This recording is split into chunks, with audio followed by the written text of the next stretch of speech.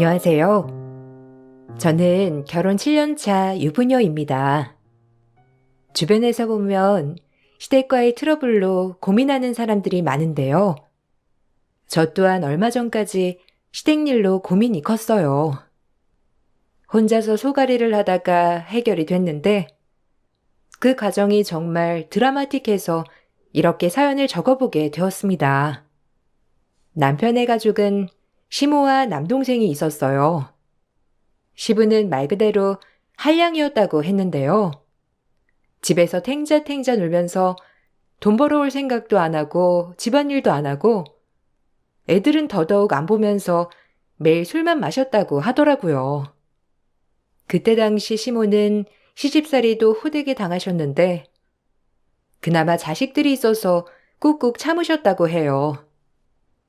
그렇게 살다가 아이들이 초등학교 들어갈 무렵에 남편의 한량짓에 도저히 참을 수 없다 생각하고 이혼해 자식들을 홀로 키우셨어요. 시모에 대한 얘기는 남편과 연애를 하면서 정말 많이 들었답니다. 엄마가 진짜 고생을 많이 하셨지. 출산하고 나서 일주일 쉬고 일을 시작했대. 아빠가 일을 안 하시니까 돈을 벌어야 살 수 있잖아. 그러면서 할머니는 엄마 엄청 괴롭히시고 힘들었지. 지금도 이혼하고 나서 나올 때가 생생하게 기억나. 그때가 나 초등학교 딱 들어갔을 땐데 나랑 동생 안 굶기려고 이런저런 일들 닥치는 대로 다 하셨었어. 그러면서도 매 저녁마다 밥도 다 차려주시고 집안일도 한번 밀리지 않았어. 항상 집에 가면 깔끔했던 게 기억나. 진짜 대단하시다. 어머님 얘기 듣다 보면 정말 대단하시다는 말이 절로 나오는 것 같아. 솔직히 그때는 여자 홀로 아이 키운다는 게 쉬운 일도 아니잖아. 대단하신 것 같아.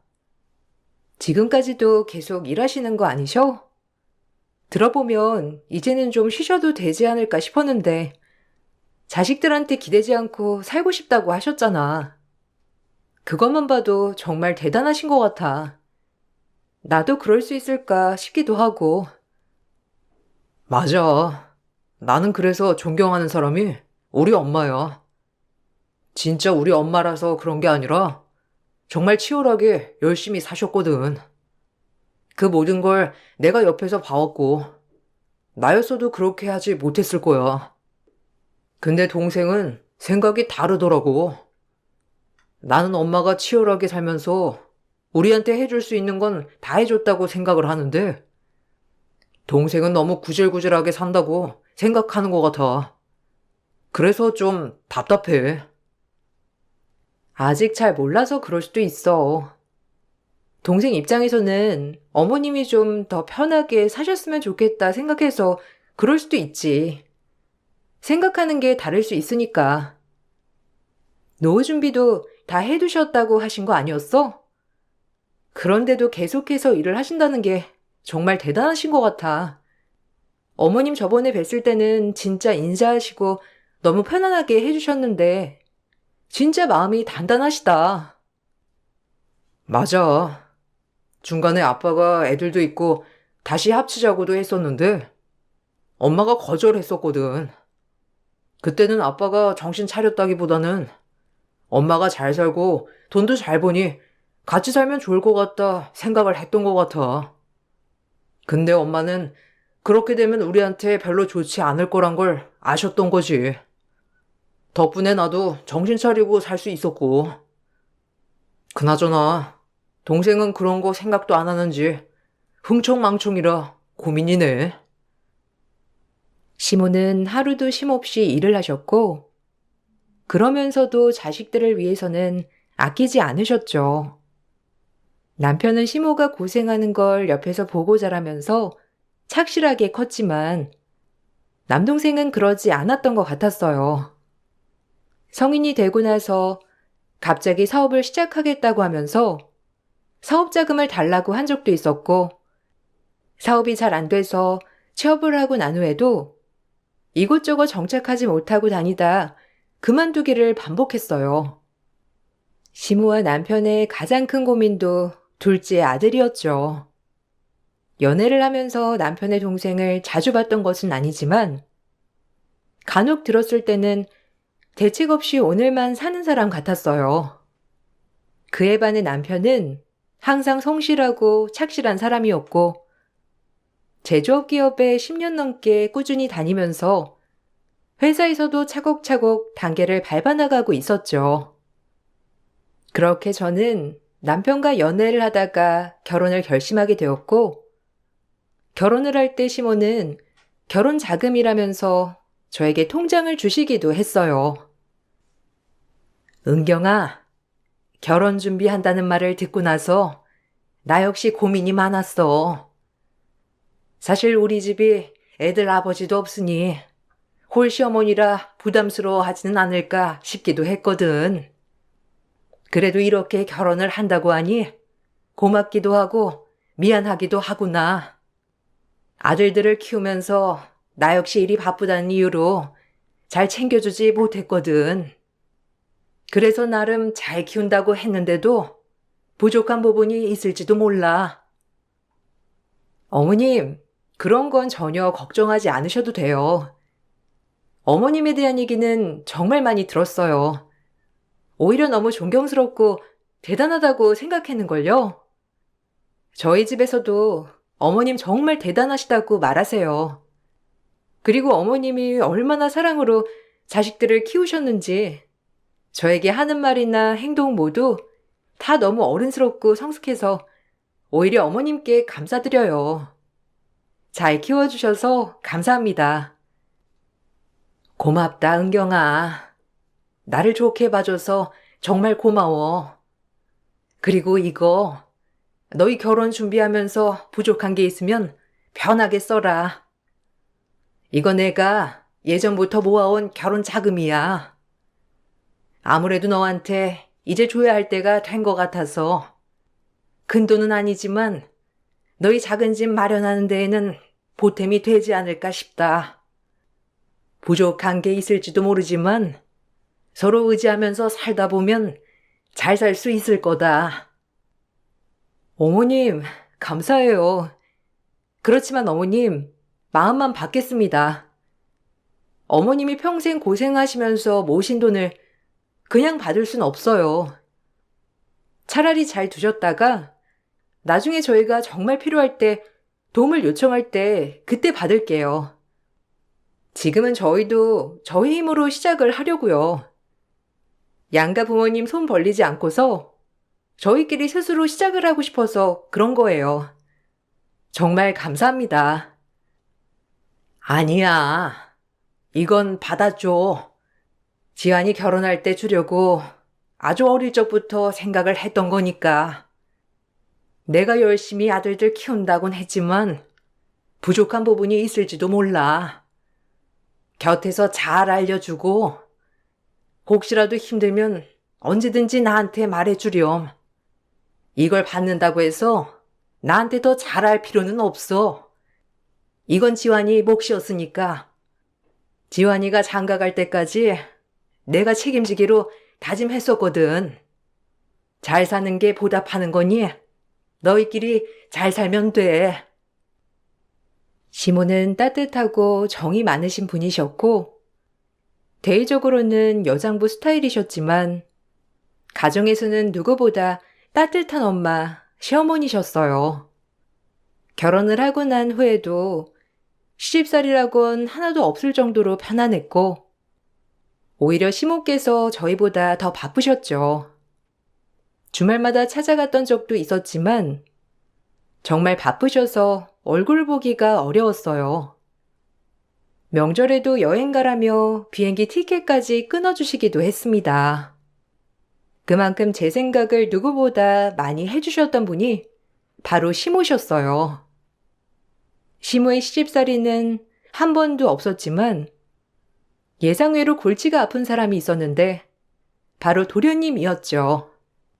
도련님은 남편과는 다르게 아주 자유분방한 사람이었어요. 한 번은 늦은 저녁에 갑자기 신혼집으로 찾아와 형과 술 한 잔을 마시겠다면서 술상을 내오라고 시켰던 적도 있었습니다. 아니, 이 시간에 연락도 없이 웬일이야? 갑자기 무슨 일 있어? 이 시간에 올 사람이 없는데 갑자기 누가 초인종 눌러서 깜짝 놀랐잖아. 아유, 그나저나 이 술 냄새는 뭐야? 술 마셨어? 아니, 술을 마셨으면 곱게 집에나 갈 것이지. 여기까지 어떻게 왔어? 연락도 없이. 너 이렇게 하는 거 얼마나 예의 없는 일인지 알아? 정신 차리고 집에나 가. 이게 뭐 하는 짓이야? 형수님도 계신데. 아휴, 형, 왜 그래? 그냥 기분 좋아서 한잔 했어. 아, 나 오늘 집에 안 가고 여기서 자고 갈 거야. 괜찮죠, 형수님? 여기까지 온 김에 형, 나랑 술 한잔 마시자. 형수, 술상 좀 내와봐요. 오늘 형수 요리 실력 평가해야 되겠네. 형이랑 술 한잔 마실 테니까 맛있는 안주 한번 만들어 보세요. 네? 지금요? 도련님, 지금 밤 10시가 넘었어요. 내일 남편 출근도 해야 하고, 저도 출근해야 하고요. 지금 자도 늦었는데. 도련님, 일단 술도 많이 드신 것 같은데, 오늘은 그만하고, 다음에 쉬는 날에 맛있는 거 먹어요. 지금 당장 재료도 없고, 도련님도 많이 드셨잖아요. 시간도 늦었으니까 얼른 들어가세요. 작은 방에 이불 꺼내줄게요. 거기서 오늘은 주무시고요. 형수, 나 안 취했어요. 그리고 오늘 꼭 형이랑 한잔 해야 되겠는데? 그냥 대충 있는 재료로 만들어 봐요. 아니, 하도 엄마가 안 시켜가지고 내가 안 되겠다 싶어서 온 거니까. 형수, 나한테 이런 대접해도 되는 거예요? 나 형한테 하나밖에 없는 동생인데? 그리고 이제 엄마가 집사라고 돈도 준 거 아니었어요? 그러면 나도 편하게 오고 갈 수 있는 거지 뭐. 야, 어디다가 형수래? 형수님이라고 불러. 술주정 부릴 거면 곱게 집에나 가. 어디다 대고 형수님한테 버릇없게 구냐? 정신 좀 차려라. 엄마 너 때문에 속상해 하는 거 안 보여? 제발 나이 먹고 철없는 짓 그만해. 그리고 지금 몇 시인데 술을 마셔? 내일 출근 안 해? 너 또 일 그만둔 거 아니지? 엄마가 겨우겨우 알아보고 너 들어가라고 한 거잖아. 제발 좀 정신 차리고 술은 그만 마셔. 아, 형, 꼰대네. 요즘 누가 한 직장에 오래 다녀? 안 맞는다 싶으면 그만두는 거지. 엄마한테 말해야 되겠다. 병수가 밥상도 한번 안 차려줬다고. 이렇게 내쫓았다고 말해야 되겠네. 병수, 엄마가 앞에서는 엄청 잘해주는 것처럼 하지만 뒤에서는 다 보고 있는 거 알죠? 내가 형수 이렇게 나한테 대한 거 알면 엄마 속으로는 무척 욕하실 텐데. 그러면 안 되는 거 아닌가? 거의 한 달에 한 번꼴로 집에 갑자기 찾아와 술상을 차려달라며 진상을 부리기도 했지만 무엇보다 비싸 보이는 물건을 막무가내로 빌려가서 망가뜨리는 일도 있었어요. 남편이 타고 다니던 차가 오래돼서 친정에서 출퇴근할 때 쓰라면서 차를 사주시기도 했는데 그때 딱 그 차를 보더니만 갑자기 도련님이 차가 고장이 났다면서 잠시 빌려가겠다고 한 적이 있었죠. 그런데 실제로는 잠깐 급한 일이 쓴 것이 아니라 차를 빌려가 놓고선 몇 주 동안 잠수를 타 버렸습니다. 나중에 시간이 지나고 뻔뻔하게 나타나서는 잘 썼다면서 아무 일 없다는 듯 가지고 온 적도 있었어요. 너 진짜? 도대체 뭐 하는 자식이냐? 너 진짜 제정신이야? 자수리 할 때까지만 며칠 사용한다고 해놓고선 지금 몇 주 동안 연락도 안 받고 뭐 하는 거야? 적어도 연락이라도 받아야 하는 거 아니야? 급한 일이라고 사정사정해서 빌려줬더니만 지금 뭐 하는 거야? 너 그리고 엄마한테도 연락 안 했어? 집에도 안 들어오고 자꾸는 이게 뭔데? 진짜 정신 안 차릴래? 아, 아유, 미안. 형한테 내가 말 안 했나? 나 여자친구랑 여행 갔다 왔어. 솔직히 내 차 오래되기도 하고 연비도 안 좋잖아. 형 차 끌고 나가면 여자친구도 좋아할 것 같아서 잠깐 빌렸어. 미안. 여자친구가 엄청 좋아하더라고. 덕분에 잘 썼어. 아, 그리고 형, 이거 보험 가입되어 있지? 아니, 차는 좋은데 왜 이렇게 안 튼튼하지? 주차하다가 살짝 부딪혔는데 스크래치가 생각보다 많이 났더라고. 보기에만 좋지. 내구성은 영 별론가 봐. 뭐? 너 진짜 도른 거냐? 그냥 가지고 가서 탄 것도 모자라서 사고까지 냈어? 진짜 제정신이 아니구나. 너 이거 내가 산 차도 아니고 처갓집에서 타라고 선물해 주신 거야. 나도 아껴서 타고 있는데 네가 뭐라고 이따위로 만들어 놔? 좋은 말로 할 때 원상태로 다 복구해 놔. 그리고 여행을 몇 주씩이나 갔다 왔다고? 너 진짜 일도 그만둔 거냐? 어쩌려고 그러는 거야? 아휴, 형, 왜 그래? 별거 아니야. 살짝 스크래치만 난 거야. 왜 이런 거 가지고 그렇게 쪼잔하게 나와? 나도 결혼 좀 하자. 형은 결혼했잖아. 나는 이렇게 보이는 게 없으면 결혼 어떻게 해? 그리고 처갓집에서 선물로 받았던 거면 더 좋네. 어차피 형 돈으로 산 것도 아니고 거기다가 선물로 준 거니까 그냥 막 써도 상관없잖아. 그건 선물한 사람한테도 예의가 아니지. 도련님, 그거 저희 남편 출퇴근하는 거 좀 편하라고 사주신 거예요.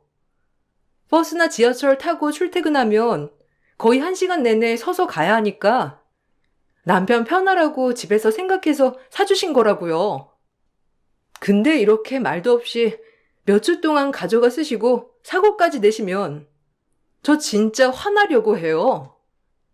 안 그래도 몇 주 동안 남편 출퇴근 때문에 전보다 몇 시간 더 일찍 일어나고 그랬는데 여행 가느라고 가지고 간 거라니 진짜 황당하네요. 아니, 이거 선물로 줘놓고서는 형수 지금 지분 주장하는 거예요? 와, 째째하네. 어차피 형한테 선물로 준 거잖아요. 그럼 이제는 형 건데 왜 형수가 화내지? 형이 나한테 뭐라고 하는 건 이해해도 형수는 나한테 화내면 안 되지. 그리고 원래 가족이면 이런저런 거 다 공유하면서 쓰는 거예요. 아니, 형수는 외동이라서 모르나? 뻔뻔한 도련님의 태도에 정말 황당하기도 했어요. 사실 나이라도 어리면 어려서 뭘 몰라 그럴 수 있구나 할 테지만 도련님은 저보다 2살밖에 차이가 나지 않았기 때문에 어려서 뭘 모른다고 하기도 어려웠죠. 그래서 더욱 불편하게 느껴졌던 것도 있었어요. 저와 남편은 어머님을 항상 존경했어요. 정말 어려운 환경에서 홀로 일을 하시면서 2아이를 키워냈다는 것만으로도 존경스러웠지만 이제는 은퇴할 나이가 되셨음에도 불구하고 일을 놓지 않고 꾸준히 하고 계신다는 점에서도 대단하다고 생각이 들었어요. 그렇지만 저희와는 다르게 도련님은 그렇게 생각을 하지 않았던 것 같더라고요. 늘 항상 어머님에 대해서는 너무 아끼고 구질구질하게 산다고 생각을 하는 듯 했습니다. 솔직히 형이나 형수 생각도 그래? 난 엄마가 왜 그렇게까지 구질구질하게 사는 건지 이해할 수가 없어. 아무리 예전에는 어려웠다곤 하지만 솔직히 지금은 먹고 살만하지 않나? 애초에 아빠랑 잘 살았으면 이렇게까지 고생하면서 살 일이 뭐가 있어. 그리고 이제는 좀 편하게 살아도 되지 않나 싶어. 아직도 이러면서 돈 버는 거 보면 여자친구네는 집안이 엄청 좋아가지고 항상 여유롭고 그런데 우리는 뭔가 쪼들리는 느낌이야. 내가 결혼하고 싶어도 창피해서 말 못하겠어. 도련님, 그게 무슨 소리예요? 어머님이 뭐가 창피해요? 저희 어렵지 않고 잘 살고 있어요. 어머님도 마찬가지시고요. 어머님처럼 지금까지 한결같이 일하시는 분이 어디 있다고 그러시는 거예요? 어머님 들으시면 서운하시겠어요. 그리고 어머님은 도련님한테 해줄 만큼 다 해주셨잖아요. 그렇게 따지면 도련님이 어머님이 지원해 주신 것도 다 안 좋게 끝내신 건 아니에요? 그건 내 탓이 아니죠. 형수, 솔직히 말해보면 엄마가 좀 더 능력 있고 빵빵했으면 내가 사업 하나 말아먹는다고 해도 다시 일으켜 세워줄 수 있을 만큼 도움이 됐겠지. 엄마가 젊었을 적부터 돈 많이 벌어놓았으면 지금까지 일을 하고 있었겠어요? 나도 그래도 염치가 있으니까 다시 사업을 하고 싶어도 도와달라고 말도 못하잖아요. 어쨌든 엄마가 노후 준비한다고 열심히 일하는 것 같은데 난 엄마 노후 책임 못 져요. 도련님, 너무 철이 없으신 거 아니에요? 어머님이 누구한테 노후를 책임져 달라고 하실 분도 아니겠지만 어머님은 해주실 수 있을 만큼 최선을 다해서 해주셨잖아요. 그렇게 생각을 하시면 너무 서운하죠. 도련님이 이렇게 일도 안 하면서 탱자탱자 놀면서도 삼시세끼 따뜻한 밥 먹을 수 있는 것도 피곤한 몸 누워서 편하게 잘 수 있는 것도 다 어머님 덕이잖아요. 그럼 어머님 노후도 저희가 책임질 수 있는 거 아니에요? 아이고, 형수, 착한 척 그만해요. 형수가 그런 거 어떻게 알아요? 어쨌든 전 책임 안 질 테니까 착한 형수랑 형이 다 책임지던지. 엄마는 형만 좋아하잖아요. 어차피 나는 엄마가 예뻐하지도 않고 예뻐한 적도 없어요. 사업 한번 해서 말아먹었다고 이렇게 지원도 안 해주고 그러는 게 어디 있어? 그리고 그거 다 엄마가 다 선택한 거니까 엄마가 책임져야지 어쩌겠어요. 시모는 누구보다 열정적이고 열심히 사셨고 항상 절약하는 것이 습관이 되셨어요. 노후를 위해서도 있지만 누구보다 자식들을 사랑하셨던 분이셨기 때문에 자식들을 위해서 아끼며 사셨던 것이었죠. 그도 그럴 것이 자식들이 필요한 것이 있다고 하면 모든 것을 다 퍼주셨는데 도련님에게도 마찬가지였지만 헛된 꿈을 꾸고 있었던 도련님은 정신 차리지도 않고 항상 직업도 바꾸고 아무것도 없는 상태에서 사업만 하겠다고 난리를 피웠어요. 처음에는 도련님에게 적극적으로 지원을 해주셨지만 사업장만 오픈하고 나서 노력도 하지 않는 아들을 보면서 더 이상의 지원은 아들을 망치는 길이다 생각을 하셨던 것이죠. 그 뜻을 모르고 도련님은 항상 시모가 저희만 좋아한다고 말을 했고 그 때문에 시모의 가장 큰 걱정거리가 도련님이었어요. 너도 알다시피 우리 지영이 너무 철이 없어. 그래서 내가 정말 걱정이다. 내가 눈 감기 전까지 걔 철이 들지 모르겠네. 지혜비 탱자탱자 놀면서 돈만 쓰고 있는 거 배우지 말라고 힘든 상황에서도 이혼하면서 치열하게 살았는데 지영이한테서 그 모습이 보이니 정말 속이 다 못 살겠구나. 얼마 전에는 여자친구랑 결혼해야 한다면서 돈을 달라고 하는데 정말 내가 자식을 잘못 키웠나 싶다. 어머님, 너무 걱정하지 마세요. 그래도 언젠가는 철이 들겠죠. 뒤늦게 철드는 사람도 있다고 하잖아요. 저 역시 저희 부모님한테는 항상 철없는 딸이에요. 어머님이 어떤 게 걱정하시는지 잘 알고 있어요. 저희도 도련님 만날 때마다 항상 얘기도 많이 하고 있고, 아직은 도련님이 어머님 깊은 뜻까지는 잘 모르는 것 같지만, 금방 알 수 있을 거라 생각해요. 그럴까? 난 너무 걱정이다. 애들한테 해줄 수 있는 만큼 다 해주면 애들이 알아서 고마움을 느끼고 감사함을 느낄 거라고 생각을 했는데 그게 아니구나. 결혼을 한다고 하더라도 걱정이야. 밖에서 보이는 지영이는 멀쩡해 보일 수 있지만 사실상 그런 게 아니잖니. 직장이라도 진득하게 다니던지 자기 줏대가 있으면 좋으련만 이리저리 팔랑거리면서 휘둘리고 다니니 결혼한다는 게 좋은 일인지도 모르겠다. 어머님, 저희가 잘 얘기해 볼게요. 지원 씨도 요즘은 도련님이랑 자주 얘기하려고 노력하더라고요. 도련님도 그래도 어느 정도 생각이 있을 테니 어려운 일 있으면 옆에서 잘 도와줄 거예요. 어머님, 너무 걱정하지 마시고 조금 더 시간을 두고 지켜봐요. 철없는 시동생은 시간이 지나도 철들 줄 모르고 어린애처럼 굴었어요. 그런 시동생이 결혼을 할 여자라면서 여자친구를 데리고 왔죠. 전부터 만나고 있었던 여자친구였는데 실제로 보고선 저희는 깜짝 놀랄 수밖에 없었습니다. 바로 남편의 회사 부대표 딸이었던 것이었어요.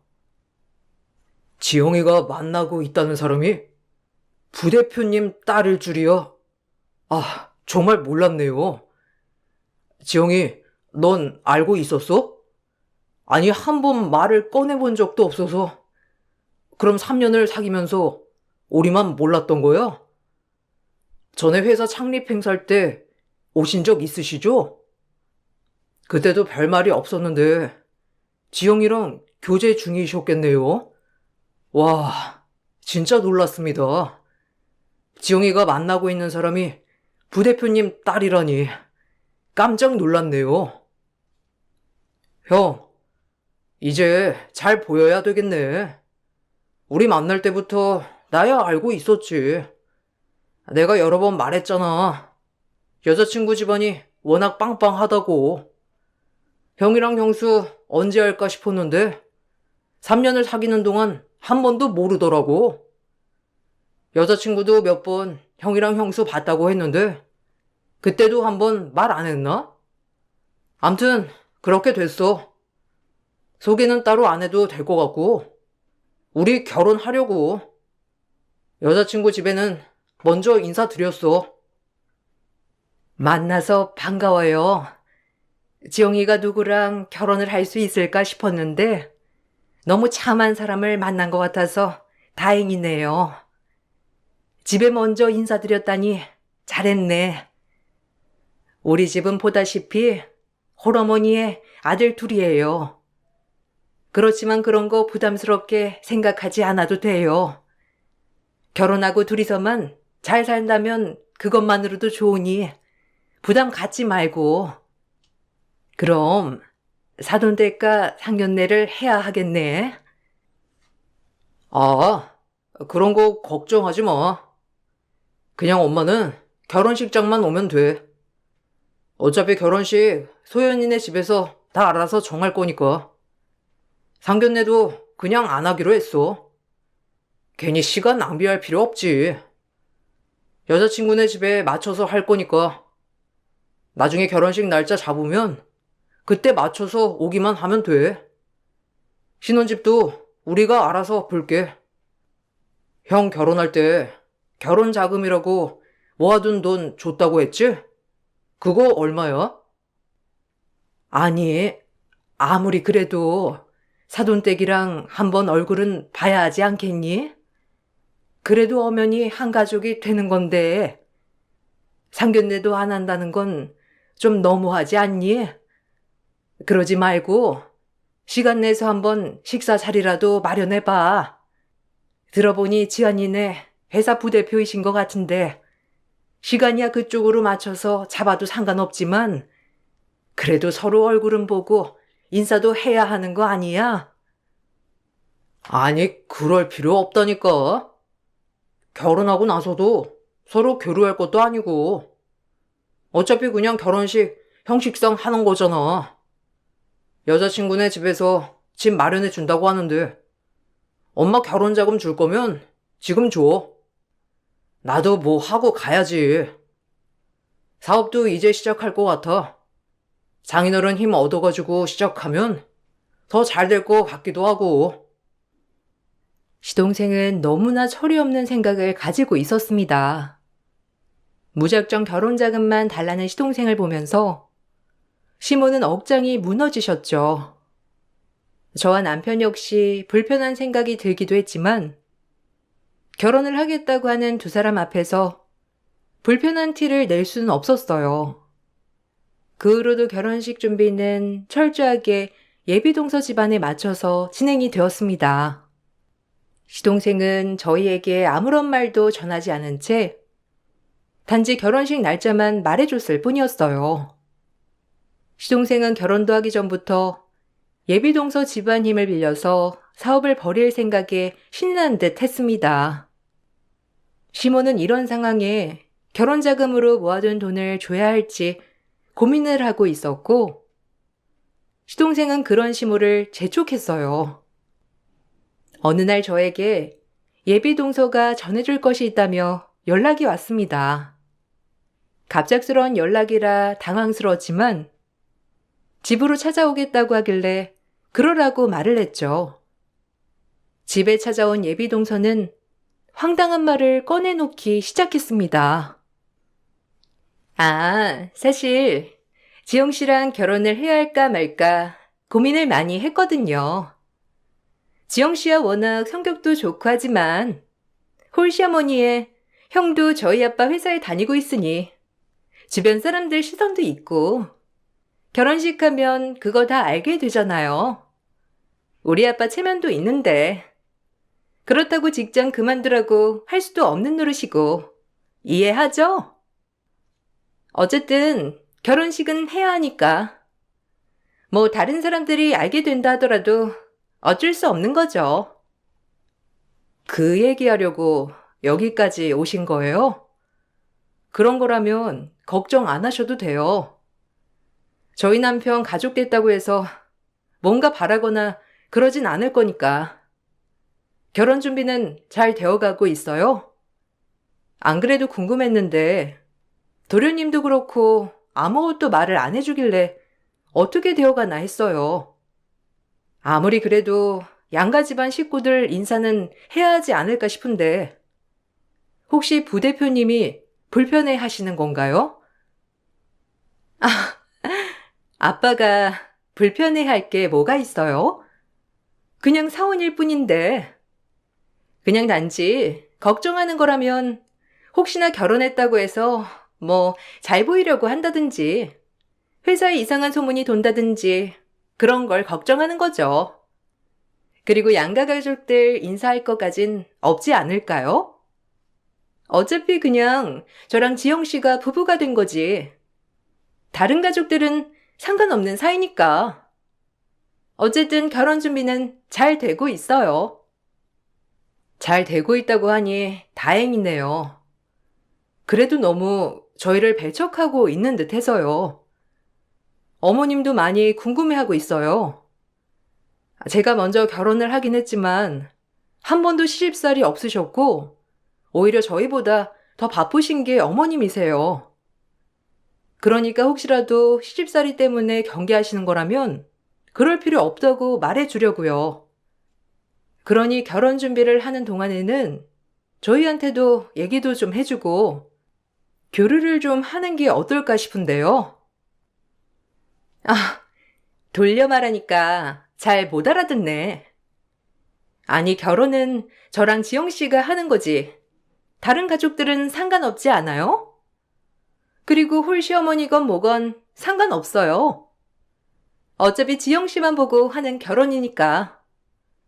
애초에 조건 따졌으면 지영 씨랑 연애도 시작 안 했겠지만. 어쨌든 이건 좀 선 넘는 것 같은데요? 저한테 잘 보여야 할 텐데. 저한테 잘 못하면 아주버님 승진 물 건너가는 거 알죠? 아무리 그래도 이런 식으로 무례하게 굴면 안 되죠. 먼저 결혼했다고 꼰대짓은 다 하고 있네. 네? 뭐라고요? 아니, 제 말은 그 뜻이 아니고요. 아니, 그것보단 제가 무슨 선을 넘었다고 그래요? 따지고 보면 결혼하는 건데 결혼한다고 통보만 하고 의논하는 것도 없고 그리고 오늘 와서도 이게 무슨 말이에요? 잘못하면 승진이 물 건너 간다니요. 그쪽이야말로 이상한 말 한 거 아니에요? 당신한테 잘 보이고 말고에 따라서 승진이 좌지우지 되는 거면 그게 더 이상한 거 아니냐고요. 그럼 그렇지 않겠어요?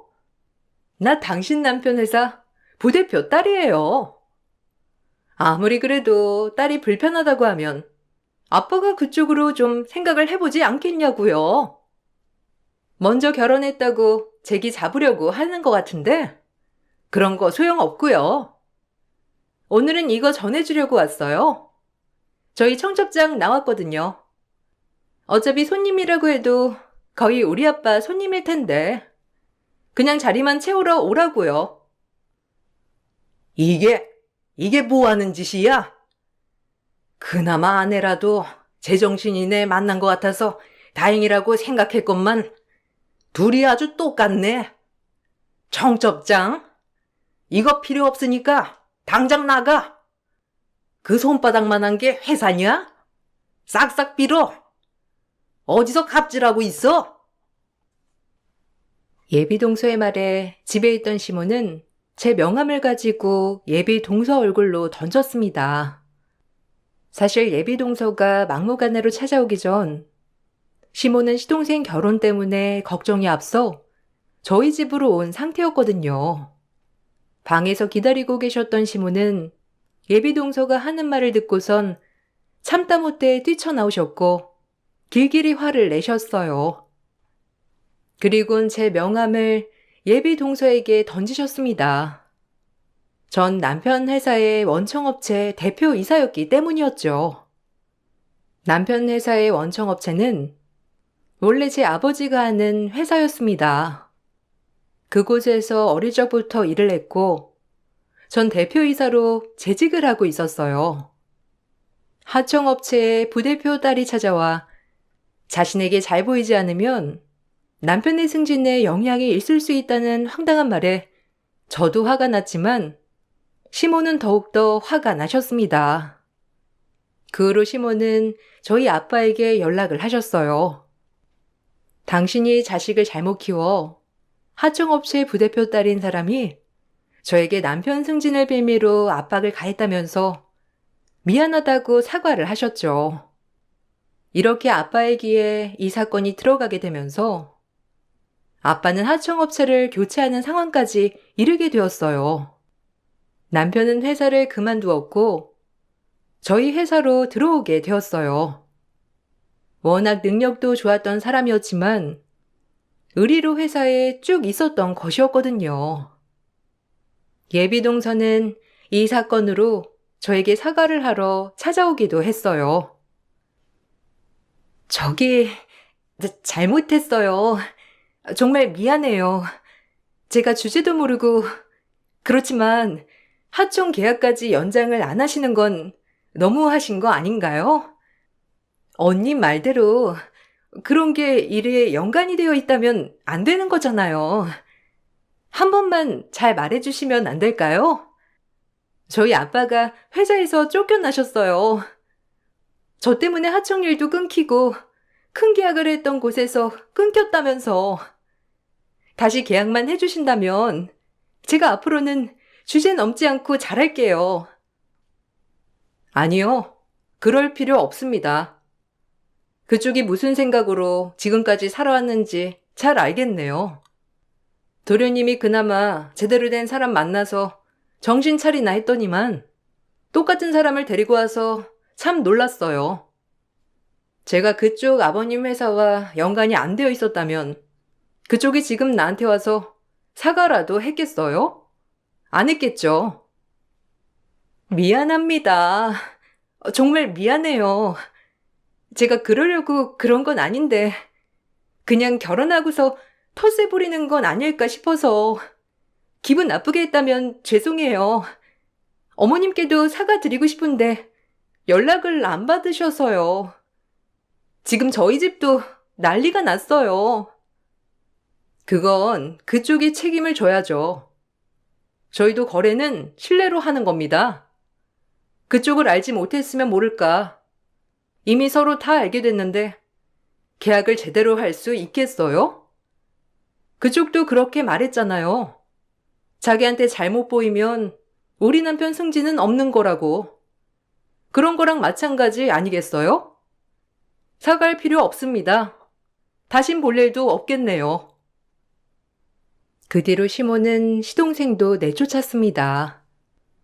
결혼을 하든지 말든지 상관없다면서 이제는 아들은 하나로 생각을 하시겠다면서 냉정하게 내쫓으셨어요.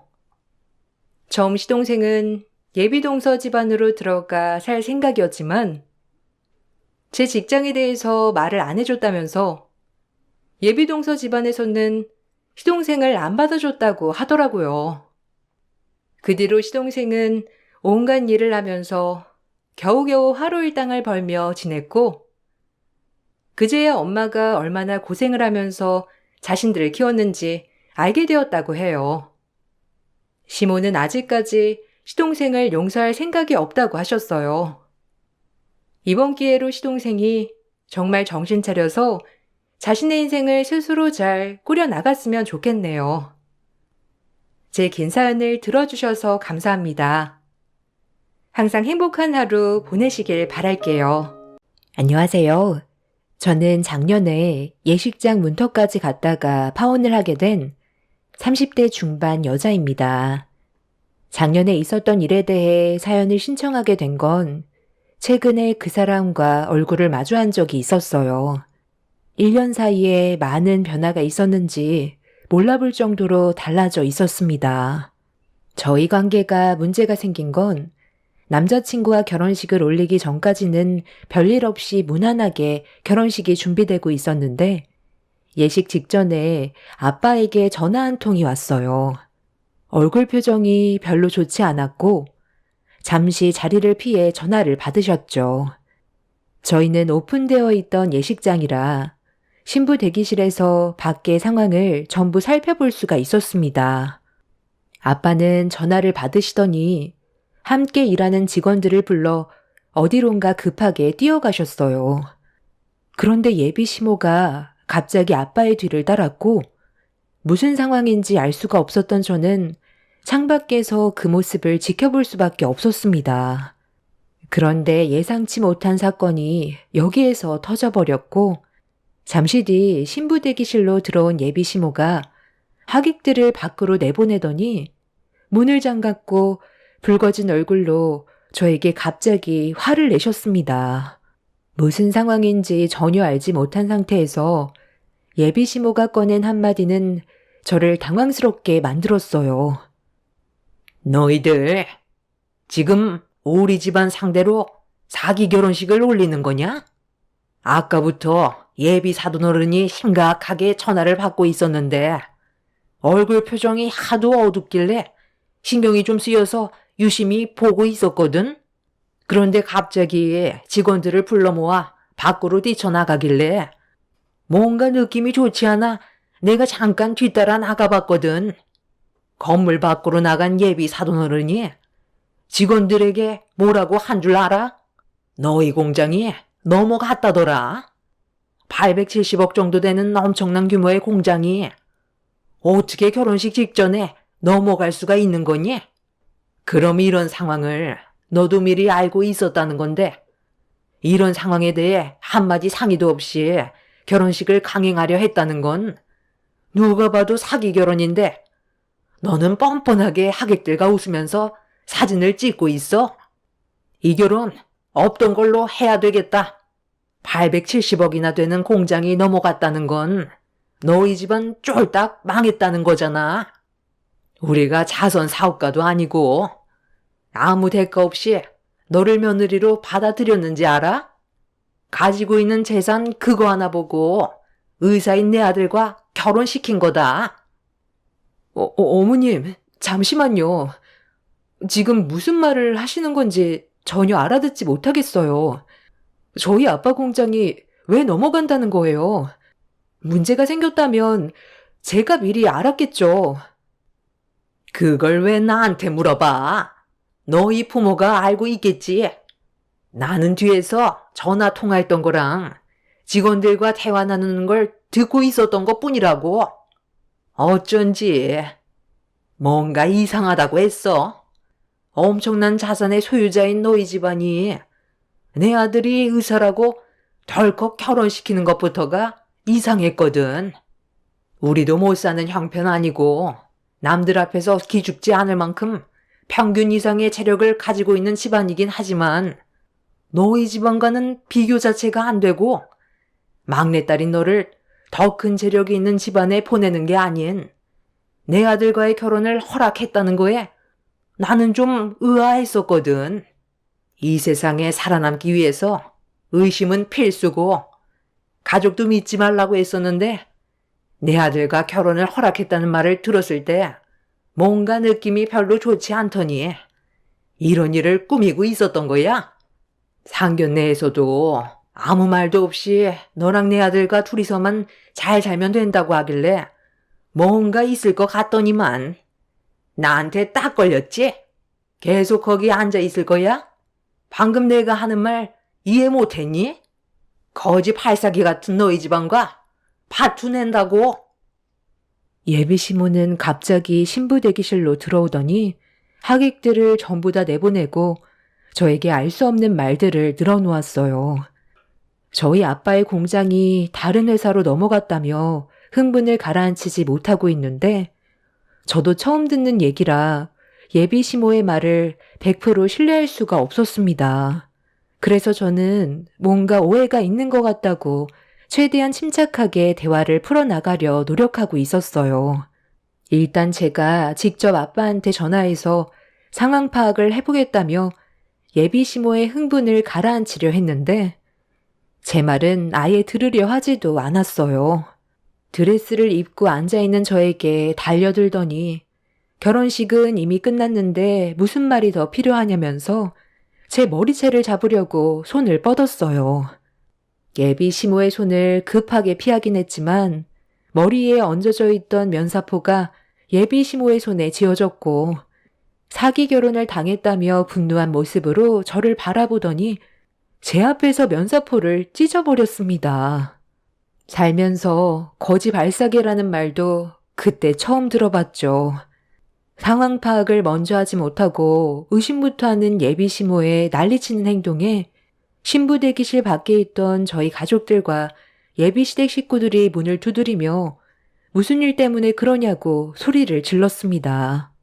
예식장 관계자의 도움으로 잠겨있던 신부 대기실의 문이 열렸고 양가 집안 식구들이 급하게 들어왔지만 이미 신부 대기실은 아수라장이 되어 있었고 제 드레스는 예비 시모에 의해 전부 찢겨버린 상태였어요. 예식 직전에 벌어진 충격적인 광경을 목격한 저희 가족들은 경악을 했고 예비 시댁 쪽 식구들 또한 입을 다물지 못하고 있었습니다. 예비 신랑은 찢긴 드레스를 움켜쥔 상태로 눈물을 흘리고 있는 저에게 달려와 걸치고 있던 마이로 덮어주었습니다. 엄마, 지금 이게 뭐 하는 짓이에요? 수지가 뭘 잘못하기라도 했어요? 이제 곧 예식 시작인데 이런 모습으로 어떻게 결혼식을 진행하라는 거예요? 결혼식은 무슨 결혼식이야? 엄마 아니었으면 너는 사기 결혼을 당할 뻔했다고. 내가 좀 전에 무슨 말을 들었는지 알아? 저 집안 망했단다.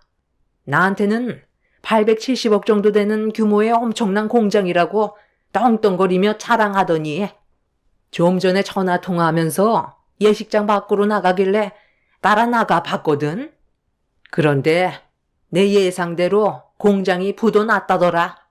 직원들과 심각하게 대화하더니 공장이 다른 업체로 넘어갈 준비가 끝났다고 결혼식 끝나는 대로 회사로 가야 한다는데 내가 그 말을 들었을 때 기분이 어땠을 것 같니?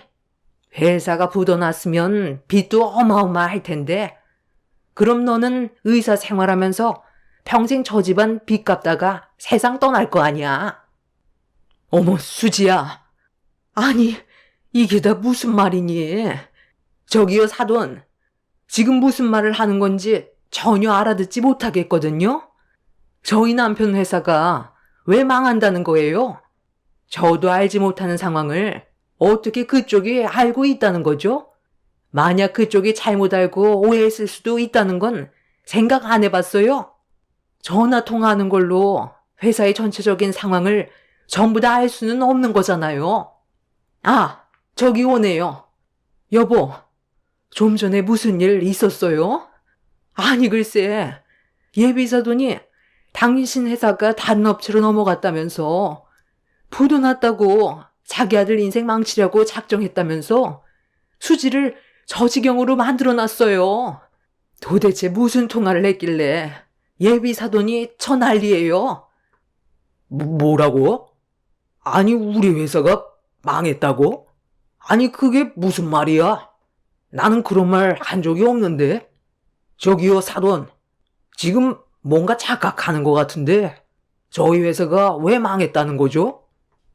저 사람 정말 뻔뻔하네. 내가 좀 전에 똑똑히 들었다고. 그쪽 870억짜리 회사가 다른 회사로 넘어갔다며. 내 두 귀로 전부 들었는데 어디서 팔뱀이야? 뭐라고요? 제 회사가 다른 업체로 넘어갔다고요? 도대체 무슨 말을 하는 건지 전혀 못 알아듣겠는데요. 일단 좀 전에 제가 직원과 통화하는 걸 엿들었나 본데 저희 회사 합병 문제로 직원들과 상의 중에 있었습니다. 앞으로 회사의 좀 더 큰 발전을 위해 결정해야 될 중요한 시점이라 신설을 할지 흡수 합병을 할지 고민 중이라 대화를 나누고 있었던 건데 무슨 근거로 회사가 무너졌다는 거죠? 그리고 제 회사에 문제가 생겼다면 이 결혼식이 가능했을 거라 보세요. 이 사람이 끝까지 거짓말을 안 해. 그럼 내가 거짓말을 한다는 거요? 방금 합병이라고 했어? 나는 그런 단어를 들은 적도 없다고. 이 결혼 무조건 파혼이야. 너는 내가 뭐라고 그랬어? 재벌 집안의 막내딸을 너한테 조건 없이 보내는 게 이상하다고 그랬잖아. 이거 봐봐라. 100% 사기 결혼 맞지? 합병? 웃기고 자빠졌네. 회사가 넘어가는 걸 어디서 합병이라고 둘러대고 있어? 우리가 받은 피해에 대해서는 위자료 소송 진행할 거니 그런 줄 아세요? 다들 그만 돌아가자고. 괜히 시간만 버렸네. 저희 가족은 예비 시모의 행동에 상당히 당황했어요. 엄마는 아빠한테 회사에 심각한 문제가 있냐고 다시 물어봤는데 아무 일 없다며 예비 시모를 이상한 시선으로 바라보고 있었습니다. 그런데 이런 상황을 묵묵히 지켜보고 있던 예비 아주버님이 예식장 밖으로 나가려는 예비 시모를 붙잡았어요. 어머니, 아침에 약 드셨어요? 제가 분명 빼먹지 말고 꼭 챙겨 드시고 나오라고 했잖아요. 설마 약을 안 먹고 나온 건 아니죠? 만약 아침 약을 챙겨 드셨다면 아직까지 약 기운이 있어서 이렇게까지 흥분하지 않을 텐데 지금 어머니 행동을 보면 약을 아예 먹지 않은 것 같아서요. 제 눈 한번 바라보세요. 내가 그걸 빼먹겠니? 너한테 전화 오자마자 바로 챙겨 먹었지. 그리고 이거 봐봐라. 점심약 먹을 것도 챙겨왔다. 너까지 내 말을 못 믿는 거야? 잠시만요. 제가 한번 확인해 볼게요. 네, 여보세요? 네, 아주머니. 혹시 저희 엄마 오늘 약 드셨나요? 매일 챙겨 드시고 있던 약이요. 네, 맞아요. 주방 테이블 위에 안 먹은 약봉지 하나가 그대로 있다고요? 네, 확인해 주셔서 감사합니다. 오늘 아침에 정신없이 준비하고 나오시느라 약 드시는 걸 깜빡하신 것 같은데요? 예비 시모가 먹고 있는 약이 있었는지 예비 아주버님은 심각한 표정으로 대화를 이어나갔고, 예비 시모는 그럴 일 없다면서 잘 챙겨 먹었다고 했지만 예비 시댁에 있던 약봉지는 아침에 먹어야 될 약이 맞았고, 그걸 빼먹었다는 걸 예식장이 아수라장 되고 나서야 알 수 있었습니다. 저 또한 예비 시모가 약을 복용하고 있었는지 전혀 알지 못한 상태라 제 옆에 서 있던 예비 신랑한테 어떻게 된 상황인지 물어봤는데, 잠시 머뭇거리던 예비 신랑은 저에게 모든 걸 털어놨고, 결국 왜 이런 일을 저질렀는지에 대해 전부 다 알게 되었습니다. 예비 시모에게는 병이 있었어요. 편집성 성격 장애라고 다른 사람들의 동기를 악의적으로 해석하고 광범위한 불신과 의심으로 지속적으로 원한을 품고 자신의 생각이 항상 옳다는 가치관이 확고하기 때문에 대화를 시도해도 의사소통을 할 수가 없을 정도로 치료가 쉽지 않은 병이었어요. 그래서 정신과 치료 상담을 꾸준하게 받아오면서 본래의 성격을 억제하기 위해 성격 장애의 흥분도를 가라앉히는 약을 복용해 왔었는데, 하필 결혼식 당일 약 먹는 걸 깜빡하고 집을 나선 거였습니다. 그래서 예비 시모의 돌발 행동이 갑자기 터져 나온 거였고, 이 문제로 저희 가족이 피해를 입은 거였어요. 예비 아주버님은 시모의 가방에 있던 약을 급하게 꺼내줘서 먹긴 했지만 이미 저희가 받은 상처는 수습이 안 될 정도였기 때문에 상황을 되돌리기에는 늦어버린 상태였습니다. 그리고 제 지인분 중에 정신과 의사가 있었는데, 예비 시모가 편집성 성격 장애라는 말을 듣자마자 예비 신랑과의 결혼을 무조건 반대하더군요. 편집성 성격 장애는 가족들과 주변 사람에게 견디기 힘든 엄청난 스트레스를 주는데, 특히 환자와 평생을 함께하는 가족들까지 미치게 만들 정도로 괴롭힌다고 들었습니다. 편집성 성격 장애는 자신을 정상으로 생각하고 주변 사람들을 비정상으로 몰고 가기 때문에 아무리 설득을 하려 해도 듣지 않는 경우가 대부분이며, 주변에 남아나는 가족이 없어질 때까지 괴롭혀서 결국 갈라서게 되는 원인이 되기도 한다며, 의사소통 자체가 되지 않고 자신을 공격하는 것으로 인식해 뒤에서 원한을 품어 보복의 계획까지 하기 때문에 예비 신랑과 결혼을 한다 해도 그 끝은 결국 이혼뿐이라는 말을 듣게 되었습니다. 정신과 의사인 지인은 대부분의 환자가 상담 치료를 권해도 자신에게 문제가 있는 것을 인정하지 않기 때문에 치료가 쉽지 않다면서 본인이 그동안 편집성 성격 장애를 가진 환자와 상담을 해왔었고 치료를 하기 위해 많은 노력을 했었지만 거의 대부분이 의사를 돌팔이 의사로 몰고 갈 정도라서 어려움이 많다는 말을 듣게 되었습니다. 제 옆에서 함께 듣고 있던 저희 부모님께서는 이번 일의 사태를 심각하게 받아들였고 결국 저희 부모님은 파혼을 결정 내렸습니다.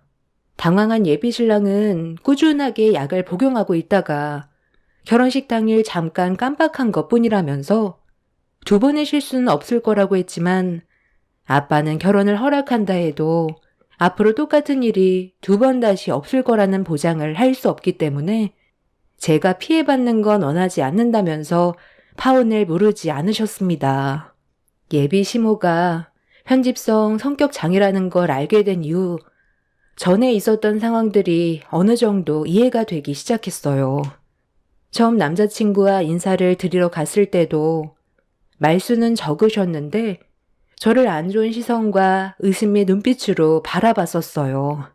그래도 크게 별일은 없었고, 상견례 때도 저희 아빠의 회사가 870억 정도 되는 규모라는 말에도 의심을 했었습니다. 그런데 이 모든 게 성격장애로 인한 병이라는 걸 전혀 모르고 있었는데, 이 사실을 저에게 한마디 말도 하지 않았다는 거에 남자친구한테도 실망스러웠어요. 그렇게 예비 신랑과의 결혼이 파투가 나게 된 이후 저희 가족은 예식장을 나왔는데, 그때 법인 차량에서 내린 직원의 한마디에 예비 시댁 식구들의 얼굴은 허옇게 질려 주저앉았고 예비 시모를 원망하고 있었습니다. 합병을 하기로 했던 회사와 조율하는 부분에서 저희 아빠의 공장이 외부적으로 훨씬 더 많이 알려져 있고 자산 규모도 훨씬 크기 때문에 아빠의 회사가 상대 회사를 흡수 합병하기로 결정나게 되었다며 직원분은 아빠에게 곧장 회사로 출발해야 된다고 차 문을 열어주었어요. 예비 시모가 모든 상황을 잘못 알고 있었다는 거에 모두들 앞에서 밝혀지게 되었고 예비 시댁 식구들은 남자친구의 인생까지 망쳐버렸다며 예비 시모를 원망했습니다. 지금 우리 앞에서 연기하고 있는 거야. 너는 엄마 말을 믿어야지. 내가 전부 다 들었다니까. 회사가 무너져서 다른 회사에 넘어가게 생겼다고 했었어. 제발 그만 좀 해요. 이미 다 끝났다고요. 아버지, 언제까지 이렇게 살아야 되는 건데요? 저 좀 살려주세요. 사랑하는 사람과 결혼도 못하는 건 말이 안 되잖아요. 어머니를 차라리 정신병원에 보내는 게 좋겠어요. 저를 낳아주면 뭐해요? 제 인생을 송두리째 망쳐놨는데 당장 정신병원에 보내달라고요. 내가 이렇게 사지 멀쩡하게 살아있는데 어떻게 정신병원에 보낸다는 거냐? 나는 그리고 너희 엄마랑 평생 함께 살아가야 한다. 내가 짊어져야 한다고. 그건 아버지의 이기적인 생각인 거죠. 제가 이 사람과 결혼하고 왜 한 번도 얼굴을 안 비췄는지 아버지도 잘 알잖아요. 어머니 때문에 이 사람이 세상 떠날 뻔 했었다고요. 혼자서 상상하고 이 사람이 다른 남자와 바람 피웠다고 의심해서 어떤 행동을 저질렀는지 알잖아요. 달리는 도로 위로 이 사람을 밀어버린 거 기억 안 나세요? 그때 간발의 차로 달리는 차가 피해가서 큰 사고를 막을 수 있었지만 만약 그때 당시에 이 사람이 달려오는 차와 사고가 났다면 뱃속에 있던 아이까지 세상을 떠나게 되는 상상조차 하고 싶지 않은 일을 경험할 뻔 했었다고요. 저는 차라리 잘 됐다고 생각해요. 어머니 정신병원에 보내지 않으면 나중에 누구 하나 크게 다치게 될 게 뻔하다고요. 지금도 보세요. 어머니가 잘못 알고 있는 내용인데도 혼자 의심하고 판단해서 어떤 결과를 가져왔는지 보시라고요. 예식장 앞에서 예비시댁 가족들은 목소리를 높이면서 다투고 있었는데 저도 예비시모가 차라리 병원에 입원을 하는 게 모두를 위한 길이라고 생각했어요. 예비 아주버님이 꺼낸 과거의 충격적인 사건을 듣게 됐을 땐 온몸에 소름이 돋았습니다. 남자친구와 만약에 결혼을 했었다면 저도 똑같은 문제로 사고를 당할 수도 있을지 모른다고 생각하니 너무 아찔했어요. 결국 그날 이후 저와 남자친구는 헤어지게 되었고 파혼으로 인해 손해본 부분에 대해서는 남자친구 측에서 전부 배상 처리를 하게 되었네요. 그날 이후 남자친구에게는 몇 번이나 다시 전화가 왔었고 저와의 헤어짐을 인정하고 싶지 않다면서 괴로워했었지만 저희 부모님께서는 나이가 적지도 않은데 연애만 할 수는 없는 거라고 다른 좋은 남자를 만나는 걸 원하셨습니다. 저희 부모님께서는 엄청나게 많은 재력을 가진 집안을 원하는 것도 아닌 안정적인 가정에 인성 바른 그런 남자를 원하셨어요. 돈보다 사람이 중요하다는 걸 항상 강조하셨죠. 저도 더 이상의 관계를 유지하는 건 앞으로 있을 제 미래에 안 좋은 영향을 주게 될 것 같아 더 이상의 만남을 만들지 않았습니다.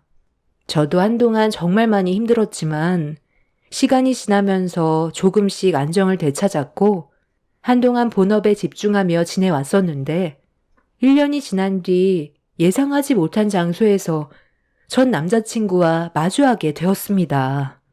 제 지인이 건강이 안 좋아서 병원에 입원해 있어서 잠깐 병문안을 들린 적이 있었는데 어느 정도 시간을 보내고 집으로 돌아가려는 순간 병원 앞 공원에서 남자친구의 아버지의 얼굴을 보게 됐어요. 그늘진 얼굴을 하고 있었는데 휠체어를 끌고 있었습니다. 그런데 휠체어에 타고 있던 사람의 얼굴을 확인하게 된 순간 저는 경악을 했고 너무 놀라 급하게 뛰어갔어요. 제 얼굴을 보자마자 화들짝 놀란 전 남자친구의 아버지는 급하게 휠체어를 돌렸지만 이미 제가 두 눈으로 모든 걸 확인했던 상황이라 어떻게 된 거냐고 여쭤보게 되었네요. 남자친구의 아버지는 휠체어를 잡고 있던 손을 부들부들 떨면서 흐느끼셨어요. 그냥 그때 내 아들 말을 들었어야 했는데 전부 다 내 잘못이지. 너랑 헤어지고 나서 상당히 힘들어 했었는데 집사람까지 챙겨야 하는 입장이라 내 아들의 마음을 헤아려주지 못했었다. 이놈은 자기 엄마 때문에 너와 함께하지 못했다고 매일을 원망했었어. 그렇게 안 좋은 관계가 유지되어 오다가 어느 날 크게 한번 말다툼이 있었는데 그날 이후로 집사람이 자기 아들이 자신을 해치려 한다면서 의심을 하기 시작했고 약을 먹어도 크게 소용이 없길래 큰 사고가 날까봐 정신병원에 입원시켜야 하는지 진지하게 고민 중이었어. 병원에서 약이 듣지 않고 점점 더 난폭해진다면 지체하지 말고 바로 정신병원에 연락해서 조치를 취하라고 했었지만 나는 집사람이 병이 있어도 내가 멀쩡히 살아있는 한 책임을 져야 한다는 생각에 단호하게 결정을 내리지 못한 채 시간을 끌었고 결국 보는 것처럼 되돌릴 수 없는 상황까지 오게 되고 나서야 집사람을 정신병원에 입원시킬 수 있었어. 전부 내 잘못이야. 의사의 말을 듣고 단호하게 행동했어야 됐는데 집사람이 정신병원에서 혼자 지낼 걸 생각하니 나 또한 너무 힘들었었어.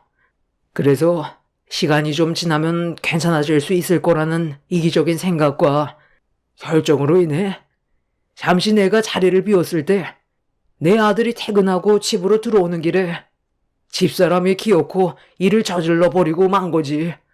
내 아들이 현관문을 열고 들어오자마자 숨어있던 집사람이 골프채를 내둘렀고 무방비 상태였던 내 아들은 뒤통수를 가격당해 그 자리에서 쓰러져 버리고 말았어. 그리고 지금 보는 것처럼 뇌에 큰 손상을 입어 혼자서는 정상적인 생활조차 할 수가 없게 돼버렸지. 내 아들이 의사가 된 것도 자기 엄마 병을 고쳐보겠다고 고등학교 때부터 정말 열심히 공부했었는데 내 아니란 생각에 아들의 인생까지 망쳐버리게 되니 앞으로 어떻게 살아야 할지 너무 막막하다. 병원에서는 뇌에 심각한 손상을 입어 회복할 수 있는 가능성이 없다고 하는데 내 아들한테 기적이 찾아왔으면 좋겠구나. 내 잘못으로 인해 벌어진 일이라 너무 미안해서 살 수가 없다. 전혀 상상조차 하지 못했던 일들이 눈앞에 펼쳐졌고 남자친구였던 그 사람은 눈에 초점이 없는 상태였어요. 온몸에 힘은 빠져 있었고 하늘을 쳐다보고 있는데 입에서는 계속해서 침이 흐르고 있었습니다. 남자친구의 아버지가 조금 더 일찍 서둘러 조치를 취했다면 그 사람은 지금쯤 정상적인 생활을 하고 있었을 텐데 잘못된 판단으로 인해 벌어진 사고는 결국 되돌릴 수 없는 결과를 초래하게 되었네요.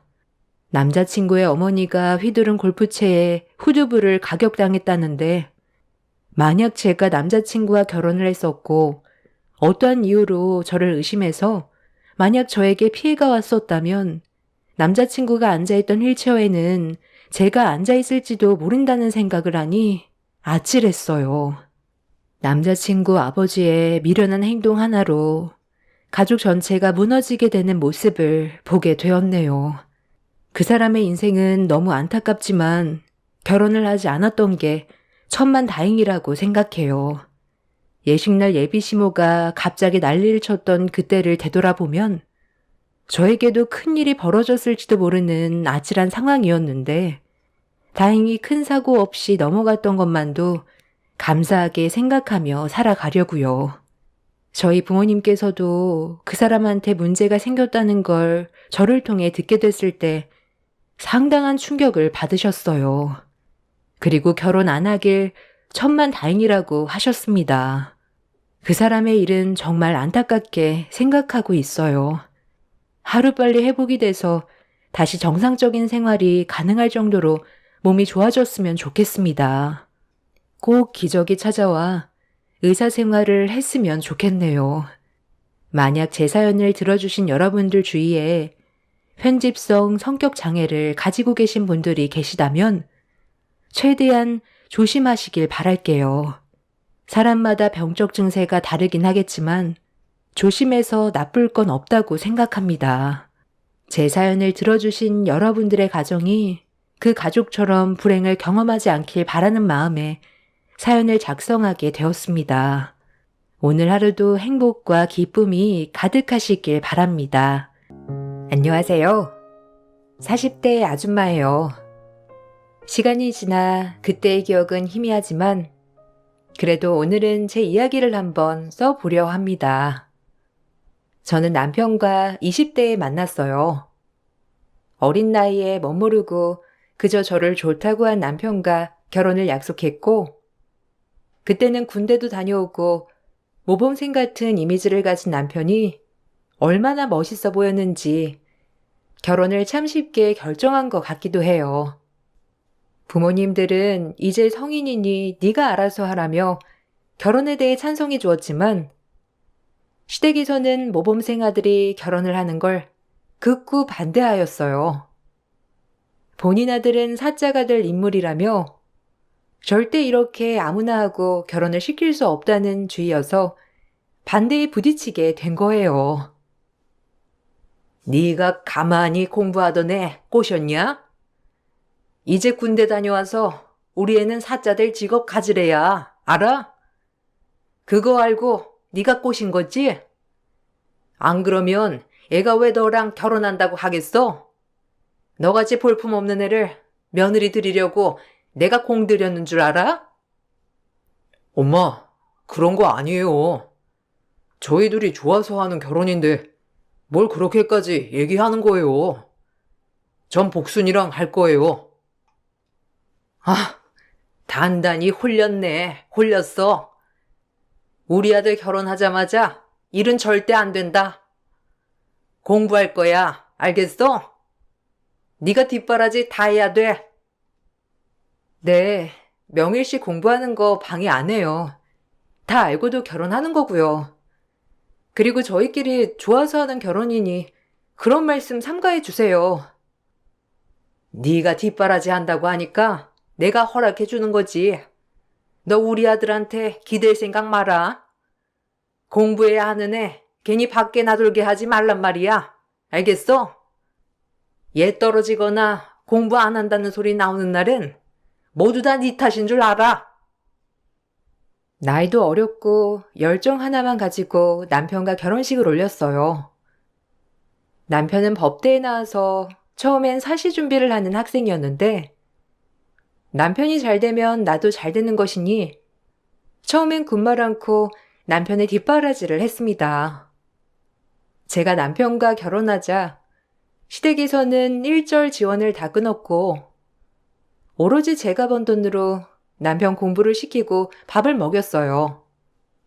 살림살이는 고단했지만 다정한 남편 덕분에 참을 수 있는 하루하루였어요. 아마 제가 나이도 어렸기 때문에 가능했던 일인 것 같아요. 낮에는 식당, 저녁엔 편의점에서 아르바이트를 하며 돈을 벌었습니다. 하지만 생각보다 결과는 참담했고 남편은 사시에 낙방했어요. 그런 남편을 위로해주는 것도 제 몫이었죠.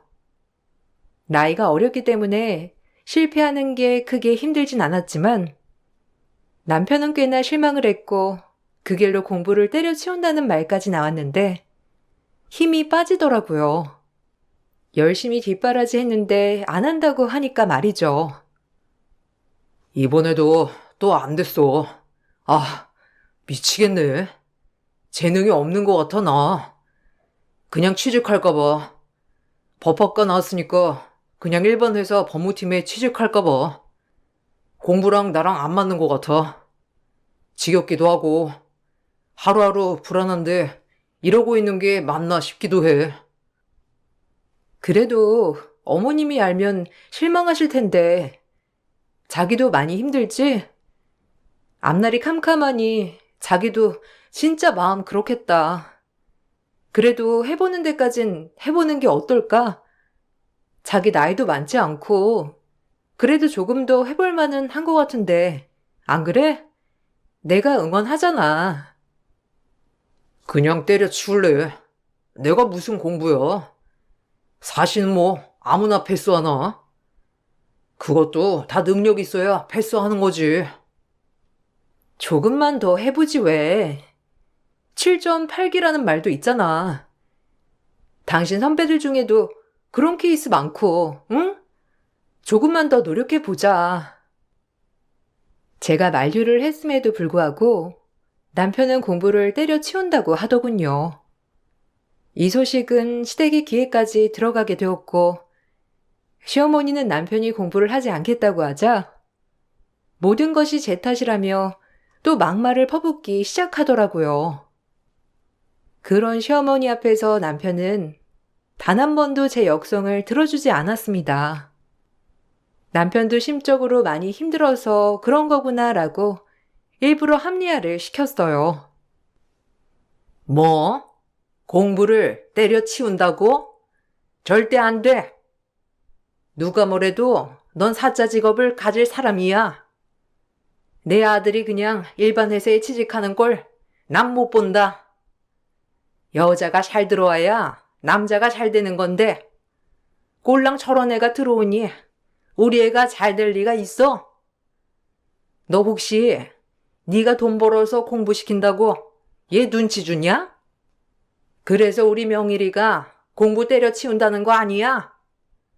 어디 뚫린 입이 있으면 말해봐. 네? 아니에요. 전 오히려 공부 더 해보라고 말했어요. 어머님도 참, 지금 공부하느라 많이 지쳐서 그런 걸 거예요. 네가 얼마나 눈치 줬으면 그랬겠어? 너 그거 다 각오하고 결혼한 거잖아. 너 우리 명일이 공부 때려치우면 내가 너 가만 안 둘 줄 알아. 네가 뭐 볼 게 있어? 그나마 얘 뒷바라지 한다니까 결혼 허락해 준 거지. 그거 아니었으면 네가 우리 집에 들어올 인물이나 되는 줄 알아? 뭐 하나 잘난 것도 없으면서. 어우, 속상해. 하여튼 명일이 공부 절대 중단하지 않게 해라. 어머님, 너무하세요. 제가 얼마나 열심히 뒷바라지를 하는데 말씀을 꼭 그렇게 하셔야겠어요? 너무 실망스럽네요. 뭐? 실망? 난 애초에 너 올 때부터 실망했어. 아유, 머리 아파. 됐고, 다음 주부터 우리 집에 들어와서 살아라. 내 눈으로 명일이 공부하는 꼴을 봐야 마음이 편하지. 당장 원룸 정리하고 집으로 들어와. 이건 너한테 통보하는 거니까 그런 줄 알아.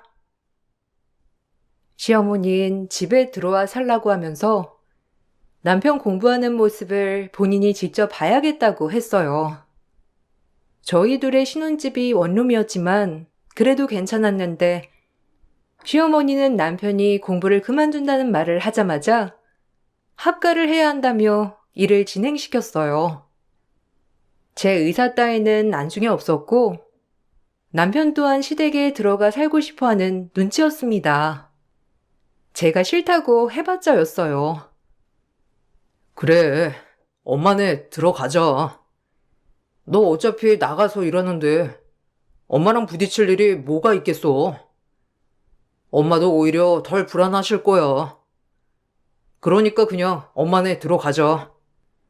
나도 그냥 엄마가 편하게 해주는 밥 먹고 싶어.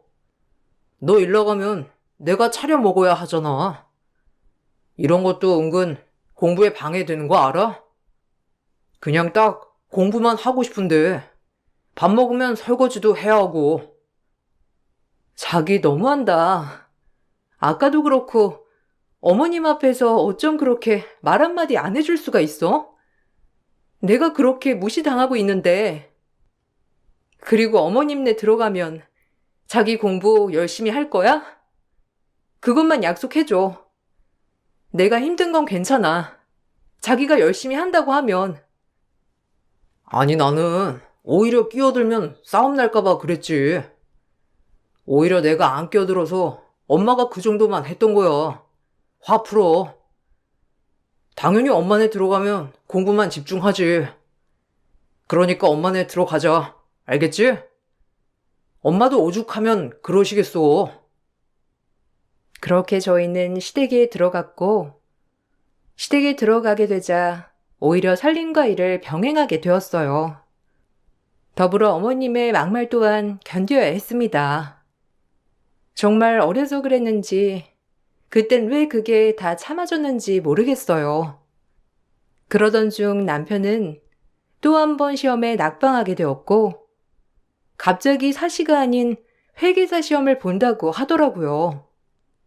시어머니는 뭐라도 하라며 남편을 부추겼고요. 더 이상 못 해먹겠어. 이 길은 내 길이 아니야. 그냥 회계사 준비할래. 나 아는 형도 회계사 한 번에 붙었잖아. 그냥 회계사로 진로를 바꿔야겠어. 사시는 아무나 하나. 엄마, 괜찮지? 그래도 이것도 사자 직업이잖아. 그치? 자기도 존중해줘. 갑자기? 아니, 형 말만 듣고 너무 갑자기 노선을 바꾸는 거 아니야? 어머님, 뭐라고 말씀 좀 해보세요. 갑자기 이러네요. 뭐라도 하겠다는데 응원해줘야지. 왜? 너 뒷바라지 하기 싫어서 그러냐?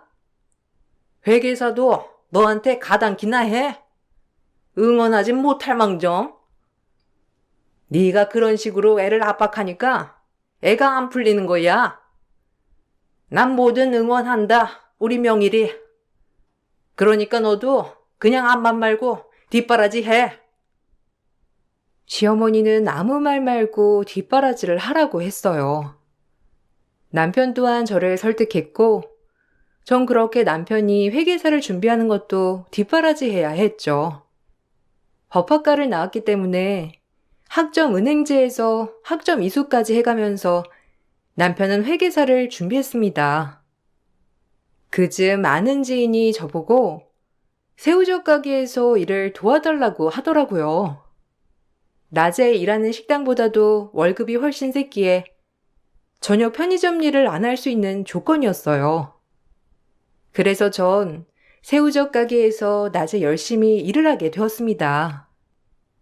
그래도 아는 지인은 제가 고생하는 걸 알아서 조금이라도 더 챙겨주려고 하는 고마운 사람이었는데 오히려 가족보다 나은 느낌이었어요. 너도 한창 나이 청춘인데 남편 뒷바라지만 하지 말고 너도 즐길 거 즐기며 살아야지. 이게 뭐니? 맨날 일만 하고. 그래도 남편이 시험에 붙으면 다 될 일이니까 해야지. 뭐 갑자기 생활비가 나오는 것도 아니고 괜찮아요. 걱정해줘서 고마워요. 그렇게 헌신하면 헌신짝 된다. 걱정돼서 하는 말이야. 나 봐라. 나한테 남은 게 뭐가 있니? 그러니까 너도 실속 챙겨. 지인은 저보고 실속을 챙기라며 옆에서 조언도 많이 해주었고 저를 안쓰러워해주는 사람이었어요. 사실 아무도 내 생각을 해주지 않았는데 이렇게 옆에서 직접적으로 저를 위로해주는 사람이 있으니 참 고맙기도 하면서 위로가 되는 날이었죠. 이게 무슨 냄새야? 아우, 젓갈 냄새. 너도 참 해도 꼭 젓갈 장사냐? 아니다. 너랑 딱 어울린다 아주. 집 들어오면 페브리즈부터 뿌리고 욕실로 당장 들어가. 알겠니? 그리고 이번 달 너희 부부 생활비 내고 밥을 어디로 공짜로 먹으려 들어? 어머니, 저 이 사람 뒷바라지 하는 것만으로도 빠듯해요. 매번 이렇게 독설하시고 생활비 꼬박꼬박 받아가시는 거 솔직히 감당하기 힘드네요. 생활비를 줄여주시던지 아니면 좀 빼주세요. 막말로 전 살림도 하는데 이건 좀 아닌 것 같아서 그래요. 어디 날로 먹어?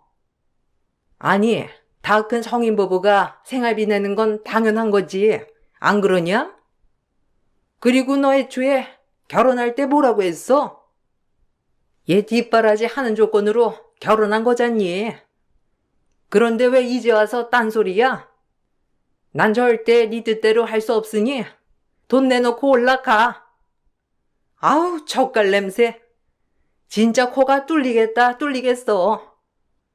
어디서 저런 수산시장 냄새를 달고 다녀? 아우, 창피해서 원. 격 떨어져 정말. 그럼 생활비를 받지 마시던가요. 이렇게 맨날 불평불만 하실 거면 말이에요. 저도 이렇게 사는 거 정말 힘들어요. 어머, 참나. 네가 원하던 거 아니니? 이런 거라도 해야 이 집에 붙어 있는 거지. 네 따위가 뭐가 볼 게 있어? 눈물이 뚝뚝 흘렀고 정말이지 너무하다고 생각했지만 그래도 이악 물고 달렸습니다. 제가 선택한 인생에 대해 후회하고 싶지 않았고 제 선택이 옳았다는 걸 모든 사람한테 보여주고 싶은 오기도 있었거든요. 남편은 회계사 공부를 한 지 9년이 되었는데 이제 정말 지칠 대로 전 지쳐버렸어요. 매일같이 젓갈을 팔면서 뼈 빠져라 남편을 뒷바라지했는데 8년째 낙방한 뒤 마지막 시험 결과만을 남겨두고 있었거든요. 이번에도 떨어지면 정말 포기시켜야겠다는 마음을 잔뜩 먹고 있었어요. 그렇지만 정말 9번째 시험을 보는 해에 남편은 회계사 시험에 붙었습니다. 그야말로 집은 경사가 났고 저도 그 어느 때보다 기뻤어요. 제 선택이 틀렸지 않았음을 보여주는 것 같아 기분이 너무 좋았고 남편과 시어머니도 정말 뛸 듯이 기뻐하더라고요. 드디어 붙었어. 엄마, 저 드디어 회계사 됐어요. 이제 내 걱정은 안 해도 된다고. 거봐, 이번엔 느낌이 좋다고 했잖아. 어머머, 아유, 이제 우리 아들 사자 직업 가진 아들 된 거야? 내 친구들한테 자랑해야겠다. 그것도 다른 것도 아닌 회계사인데. 요즘엔 어디 가서 회계사라고 하면 다들 치켜 세워 주는 거 알지? 아유, 웬일이니 진짜. 우리 아들 너무 장하다 장해. 고생했어 우리 아들. 여보, 축하해. 정말 기쁘다. 그래도 이렇게 결과를 이뤄서 정말 다행이야. 내가 다 눈물이 난다 정말. 긴 시간 동안 진짜 공부하는 것도 힘들었을 텐데 너무 고생했어. 이제 진짜 고생 끝이다. 앞으로 이제 꽃길만 남았어, 정말로. 아, 고생 끝이다 정말. 이제 난 다른 사람으로 태어날 거야. 그 누가 뭐래도 난 회계사라고. 아, 기쁘다 진짜. 이제 어디 가서도 넌 꼴릴 거 없다. 알겠지? 우리 아들은 위대한 사람이야. 내가 이렇게 키운 보람이 있어. 우리 회계사님. 사실 생색은 아니지만 그동안 고마웠다고 따뜻한 말 한마디 해줬어도 좋았을 텐데 시어머니나 남편은 저에게 그런 소린 일절 없더라고요. 그저 본인이 잘나서 회계사가 되었다고 생각했고, 시어머니 또한 아들이 잘나서 시험에 붙은 것처럼 얘기했죠. 그래도 좋은 날이니 아무 말도 안 했어요. 그저 남편이 얼마나 좋을까라는 마음에 그저 기분이 좋기 그지 없었거든요.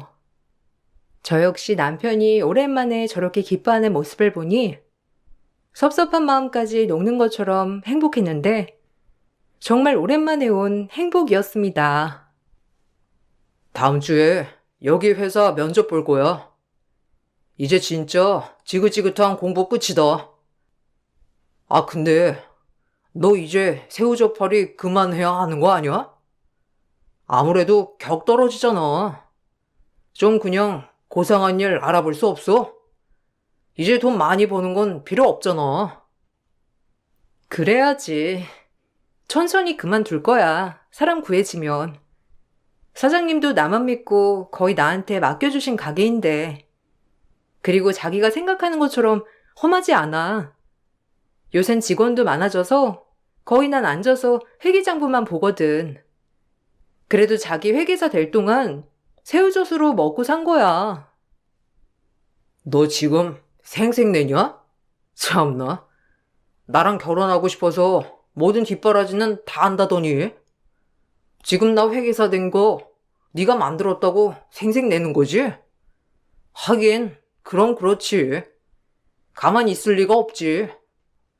뭐 예상은 했다만 이렇게 빨리 생색낼 줄은 몰랐네. 참나. 갑자기 말을 왜 그렇게 해? 누가 그렇대? 자기 오늘 이상하다. 나 그런 뜻 아닌 거 알잖아. 속상하니까 그렇게 말하지 마. 얼마나 부담스러웠는 줄 알아? 그동안 너 그렇게 나만 보고 일하는 게 나한텐 부담이고 압박이었어. 근데 생색까지 내냐? 순간 어이가 없었고 급살살 맞은 태도를 보이는 것이 당최 이해가 가지 않았어요. 단 한 번도 제가 새우젓 가게에서 일하는 걸 뭐라고 한 적 없는 사람이 이런 부분에 태클을 걸기도 하고 저보고 생색내냐는 식으로 얘기하는데 당황스러웠죠. 그래도 그날은 좋은 날이니까 그냥 좋게 넘어갔던 것 같아요. 하지만 남편이 회계사 시험에 붙고 나서부터 시어머니의 막말이 더 심해졌고 남편도 이상하리만큼 갑자기 변해가기 시작했습니다. 정말 바보같이 제가 왜 뒷바라지를 했는지 정말 후회가 되더라고요. 남편과 아이도 낳고 안락하게 살려고 했던 제 생각이 모두 무산되는 순간이었고 시어머니와 남편은 그럴 생각이 전혀 없어 보였어요. 우리 아들 새 장가 갈 수도 있는데 너 때문에 지금 이게 뭐니? 어디 가서 너 같은 애 모임 같은 데나 데리고 다닐 수 있겠어? 그동안 제가 벌어서 먹이고 입혔는데 어머님 너무하신 거 아니에요? 정말 뻔뻔하네요. 뒷바라지 시킬 땐 그렇게 당당하게 모든 걸 요구하더니 이제 그이 회계사 되니까 제가 걸림돌이라는 거잖아요. 정말 어이가 없네요. 기대하는 건 없었지만요. 뭐야? 내가 없는 얘기 하냐? 아주 눈 동그랗게 뜨고 대드는 것 좀 봐. 아주 시장에서 일하니까 억적스럽네 진짜. 명일 씨한테 얘기해서 분가할 거예요. 그리고 저희도 아이 낳고 살아야죠. 이제 명일 씨 시험도 붙었는데 준비해야죠. 누구 마음대로 애를 낳아? 너 설마 너랑 명일이랑 아직도 같은 급이라고 생각하는 거니? 별 볼 일 없는 너랑?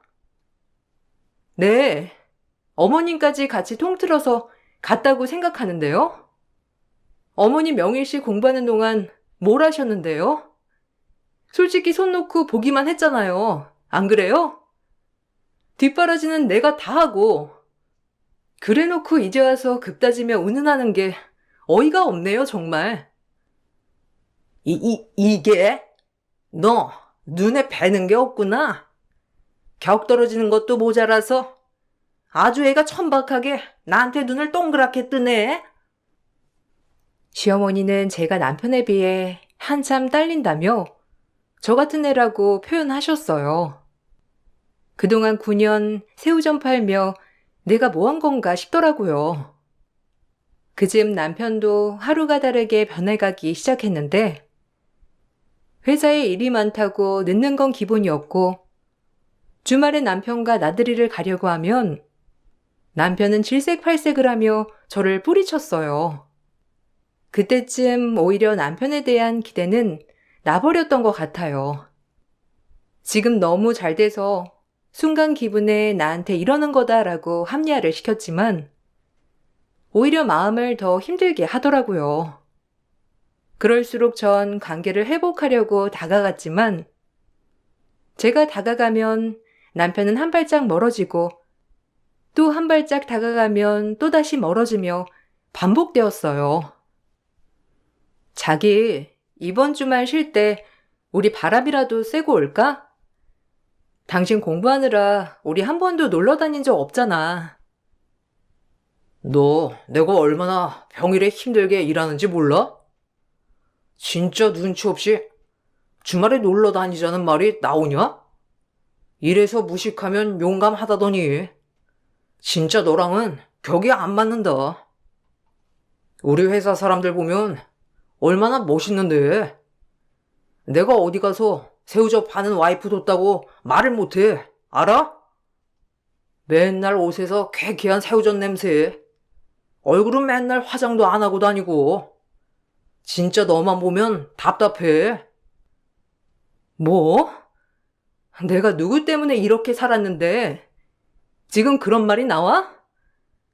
너 나 호강시켜 주겠다며? 입에 발린 말이었어? 호강? 하, 너 회계사 부인이라는 타이틀 자체가 너한텐 호강 아니야? 너도 그걸 바래서 내 뒷바라지 한 거고. 남편의 말을 듣고 정말 눈물이 흘렀고 이렇게 살면 안 되겠다는 생각이 들면서 하루하루 너무 속상했지만 제가 지금 뭘 당장 어떻게 할 수 없음에 더 슬프더라고요. 내 인생이 부정당하는 것 같아서 말이죠.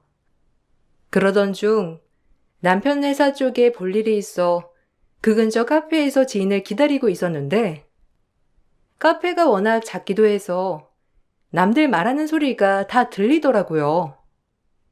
한참을 지인을 기다리고 있는데 뒤 테이블 쪽에서 남편과 남편 상사의 말하는 소리가 들렸어요. 살짝 보니 남편이 맞았고 남편의 입에서 나온 말은 정말 저를 당황시키기에 충분했습니다. 너무 기가 막히면서 또박또박 남편의 입에서 나온 말들이 저를 아프게 하더라고요. 그래도 굉장히 이른 나이에 결혼했다더니 아유 대단해. 아니 와이프가 대단한 건가? 그땐 회계사도 아니었잖아. 아, 뭐 그렇죠. 근데 와이프는 안타깝게도 세상을 떠났어요. 뭐 좀 오래된 일이라 저도 아픔을 많이 치유한 상태고요. 아, 그런가? 아유, 내가 괜한 소리를 했네.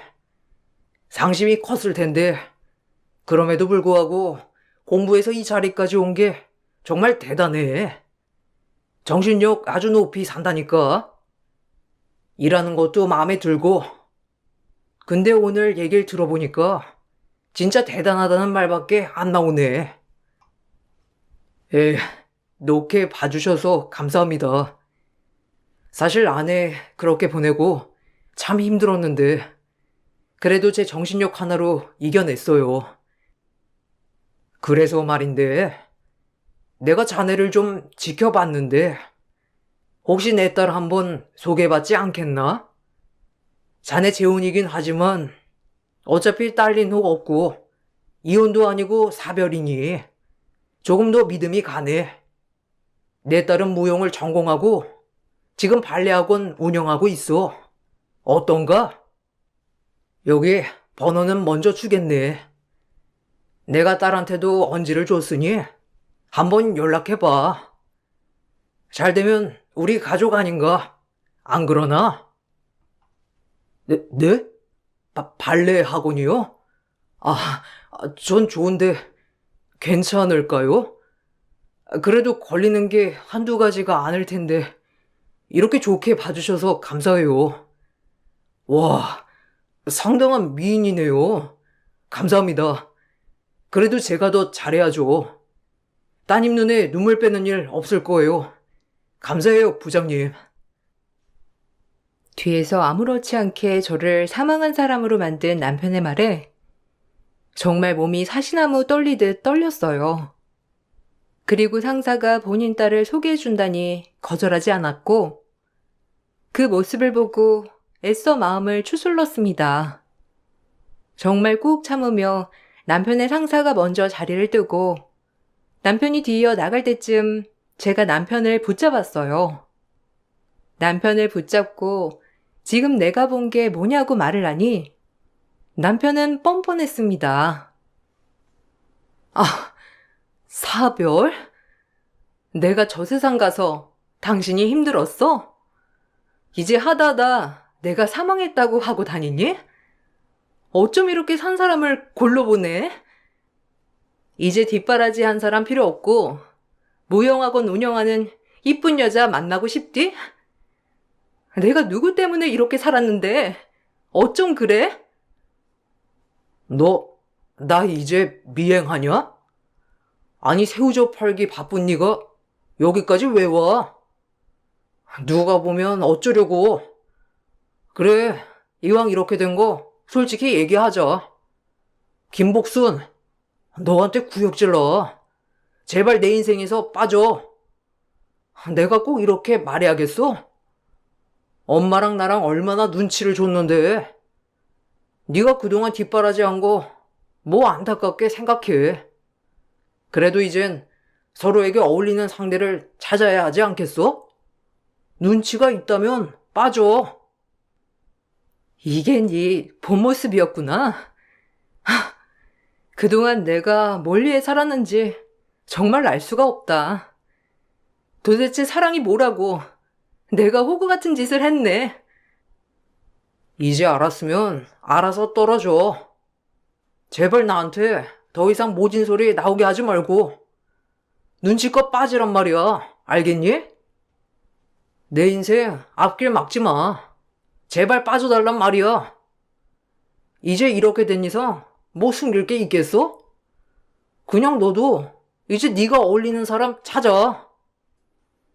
전 그 자리에서 남편의 뺨을 날렸고 가게를 빠져나왔어요. 눈물이 후두둑 떨어졌지만 그제서야 정신이 차려지더라고요.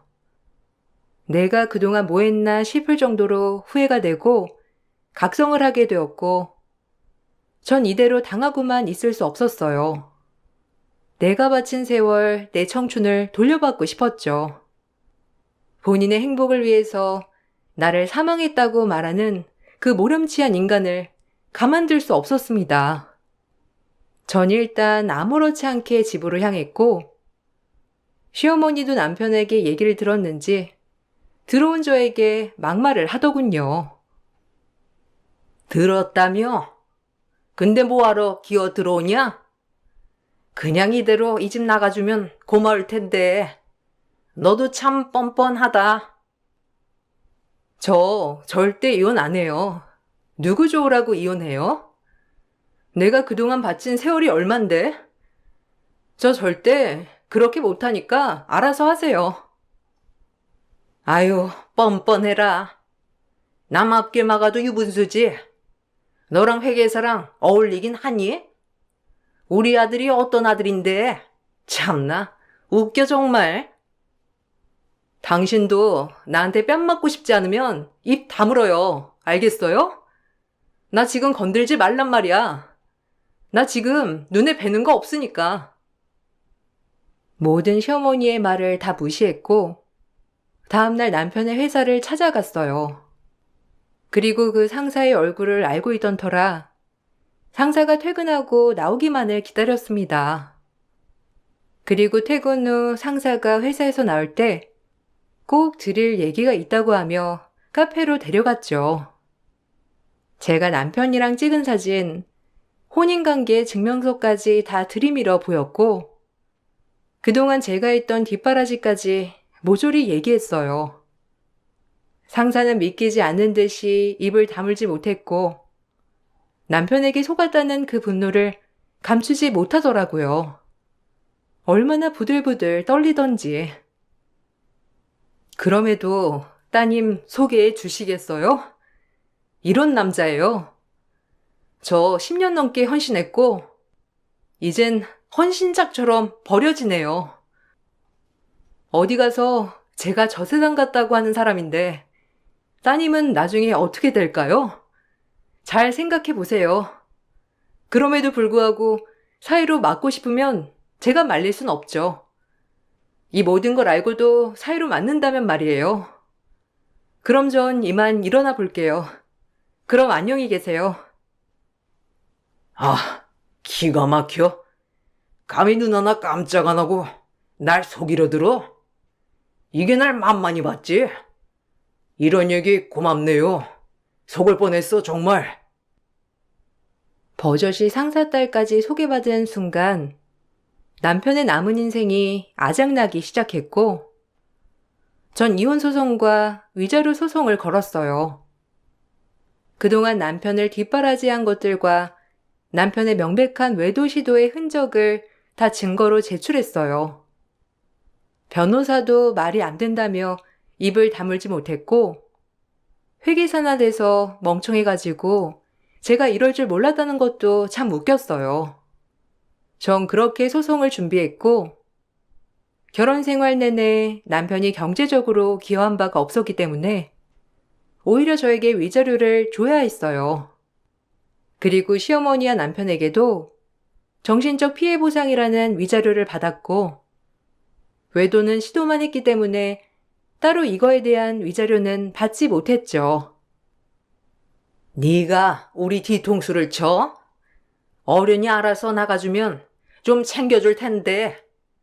이렇게 일을 크게 만들어 네가? 감히 우리 아들에게 먹칠을? 아줌마, 정신 차려요.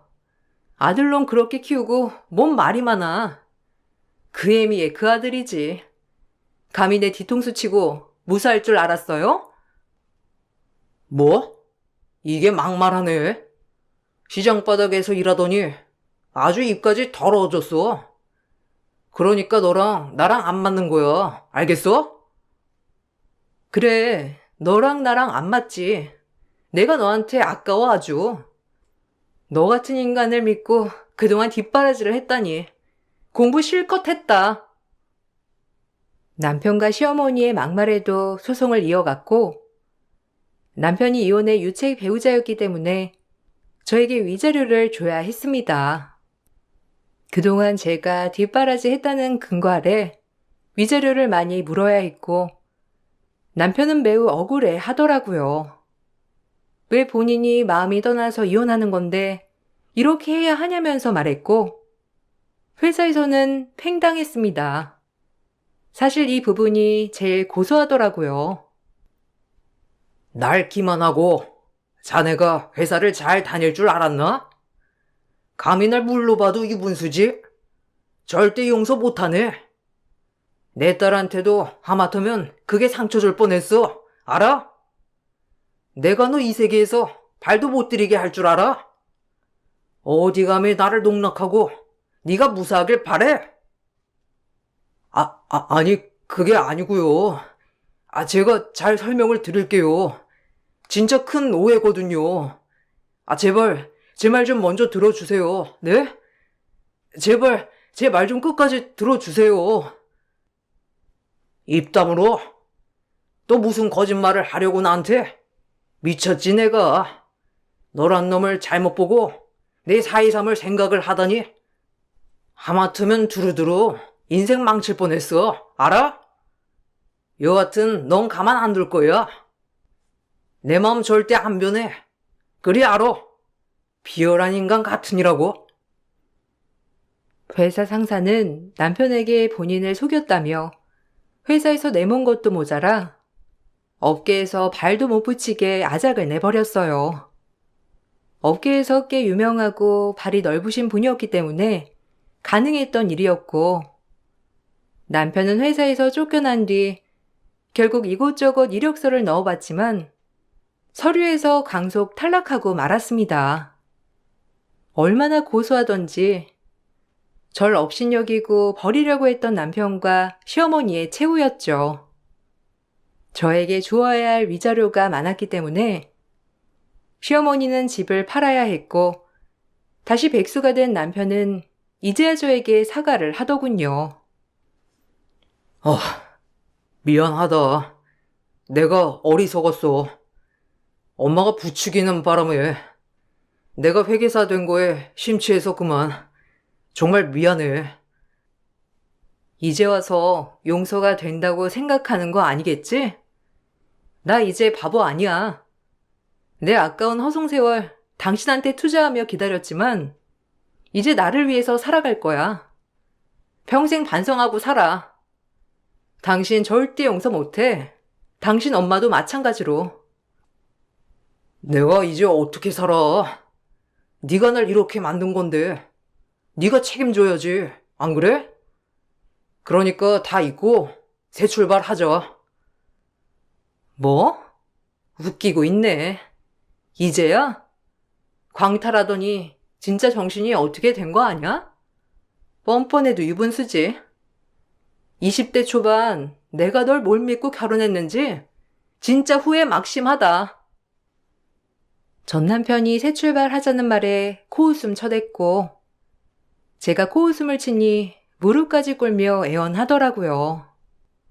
그렇게 새우젓한다고 무시할 땐 언제고 돈벌이가 끊기니까 다시 애원하는 꼴이 너무 웃겼어요. 있는 정 없는 정 다 털고 저희는 마무리를 지었습니다. 중간에 시어머니는 제가 모든 걸 망쳤다고 원망도 했지만 마지막 발악이라고 생각하니 잘 들리지 않더군요.